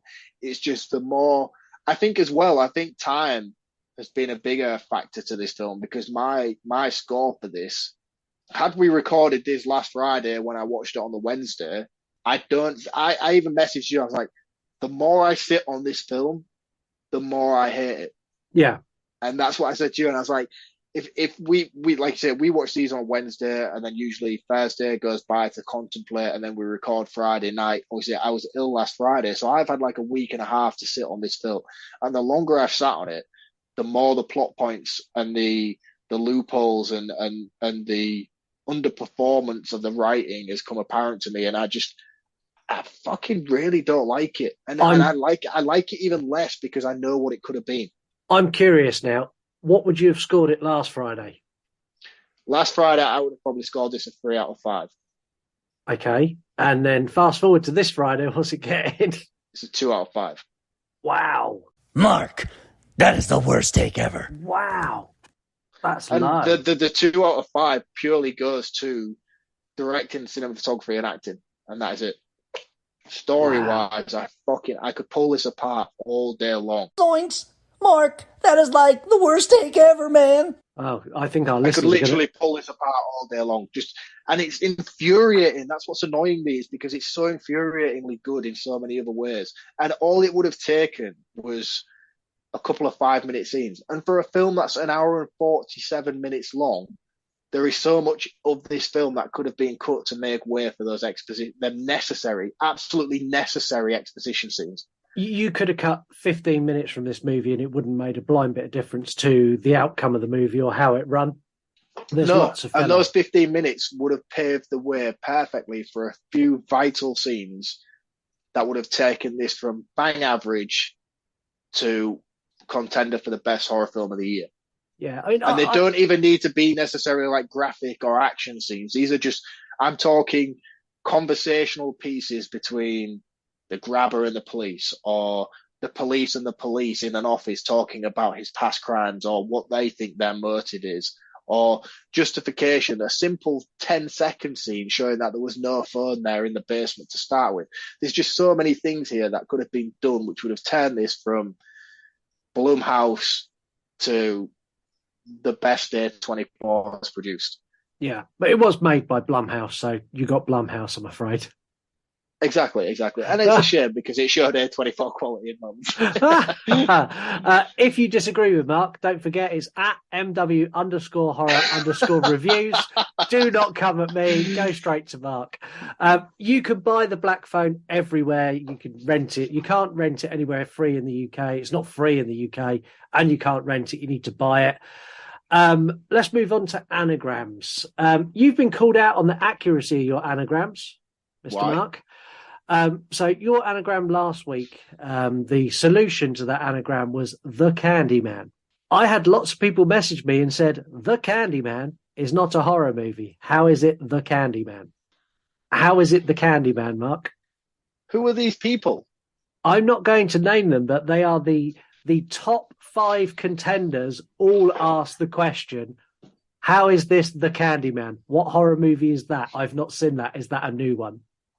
No, it is Candyman, the film Candyman, but it's the Candyman from Candyman. There is no rules that stipulate whether this has to be horror film centric. I could turn around and use the anagram of Pinhead and not Hellraiser, or I could use the Creeper from Jeepers Creepers. There's no ruling against what film it's from. I haven't said it always has to be the title of the film. These are just horror-related anagrams. And Okay. that week happened to be the Candyman from Candyman. Okay. So what you're saying is you just neglected to tell everyone the rules at the beginning, and now you're moving the goalpost to suit your... Not necessarily. This is a horror movie podcast. We're talking horror general scope. I know what you're saying. I get Yeah. what you're saying. Okay, so listeners, just but to I be need clear... to wear my way out of it, and this is where I'm choosing to go. Just to be clear, listeners, you could get anything from a character in a movie to a prop in a movie to the title of the movie to the city the movie was made. Have fun. Of course. I mean, if I turn around and one week when it was like Ghostface was the anagram, you're not going to turn around to me and say, Ghostface, that's not a film. Oh, this is very true. This is very true. Okay, I'm going to side with Mark on this, which is rare. I'm going to back you up. Yeah, the Thanks, man, I Candyman appreciate it. is a character in Candyman. Yeah. What is this week's anagram? Fuck it, I feel quite attacked now, to be honest with you. Like, You've been attacked twice tonight. They've got it dry on you again. Oh, there's a concept nobody likes to hear out loud. Anyway, this week's anagram is aquatic peel, and that is spelled AQUATICPEEL. Aquatic peel. If that's got nothing to do with Jordan Peele, I'm going to be so upset. By the way, I'm not choosing directors' names. Okay. So make sure you enter the anagram. There'll be on our Instagram story a place for you to answer it. We've still got some clear winners, but we've got some people who are right on their heels. And if one of those clear winners slips up on 1 week, there's going to be some changes at the top. We are back on Friday with horror movie news, where we cover horror movie news. And we are back next week with a brand new release that is the most excited I've been about an episode forever. We get to cover Cocaine Bear. Yes. I'm excited for this. I'm from what I've seen trailer wise, and just I think it's going to be a lot of fun. I don't expect good things from this at all. No. So when we're recording this, it's been released in the States. It had, after 24 hours, it had 100% on Rotten Tomatoes. Really? Yeah. I saw it and I was like, I'm so much more excited now. It's got a better rating on Rotten Tomatoes than the latest Marvel movie by like 45%. That's incredible. I wish it all the best as well. And Elizabeth Banks is the director of this. I think it's fantastic. So I hope all the luck in the world with this film. I hope it does really, really well. It could be movie of the year contender for me, I think. I think I'm going to enjoy it. I'm a big fan of creature features, so I think this is going to be a lot of fun. And I'm also a big fan of like stupid Seth Rogen stoner comedies when the mood takes me. So I think this could fall right into my wheelhouse. Yeah, and mine as well. Heather asked earlier for you to bring back your movie quote. And to remind everyone, this is where Mark gives a movie quote from a movie, and you all have to guess what it is. But nobody played. Yeah, literally nobody played when we've done this before. So we're going to try it again once. Have you got a movie quote still? Have you still got them all in your notes? Let me see if I've got one from before I got fucking cancelled. I've got one. I can sign off with one. Okay, so we're going to try it again. I'm going to put a thing up on my story. If I don't get enough people to reply to it, we're going to retire this bit forever. So Mark, how many is enough people? Well, I suppose based on previous events, one is enough. one is enough. That'll get the ball rolling. Because literally last time I put it up on my story, it had hundreds of views and not a single person cared. I'm just very grateful people are playing my anagram game. Thank you. I know I moaned, but thank you. So hit us with a movie quote. Okay. Tonight, and possibly the last ever movie quote on the Urim podcast is, I hope I can make it across the border. I hope to see my friend and shake his hand. I hope the Pacific is as blue as it has been in my dreams. I hope. What a great movie quote from a really great movie. And if no one gets that, I'm going to say something because I'll be annoyed. And by the way, these movie quotes are not just general quotes. These are the final closing quotes of a film. These are like the sign off of a movie.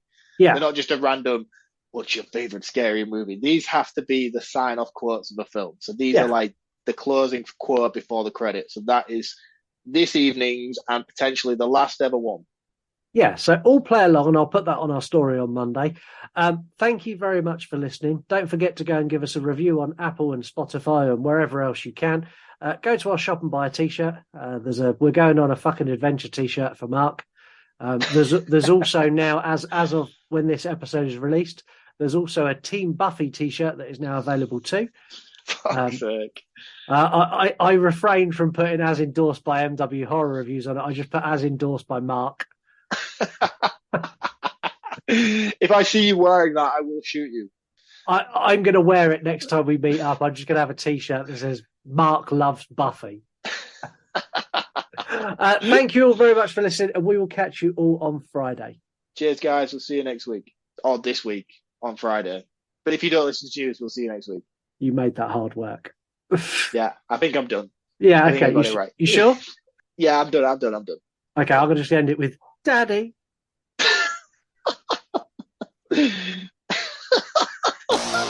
Why would you do that? Before I forget, you want to die tonight? The cheaper, nastier, the better for me. Would you have stayed after this? Sorry, man, I was completely off guard there. He's in his coffin. He's the undead. This was the best bit of the film. This is not the last time someone's going to steal your man. Yeah, Mark's not a nice guy. You didn't notice this scene. It looks like he's got an extra leg. Yeah, I've got nothing. I've literally got nothing here. Surely that'd be even worse. The more listeners we have, the worse that's going to be. Yeah, but I will just get a new phone. Oh, I tell a lie, actually. Yeah, because we used to have teletext. Art the Clown makes Michael Myers and Jason Voorhees look like pussies. I can only assume that this was due to budgetary reasons and they couldn't afford enough extras. Are you going to have Busta Rhymes in your list of characters? Mate, I can't believe you don't know Idle Hands. I'm going to ram my foot down his fucking throat. It was awesome. It fucking wasn't awesome.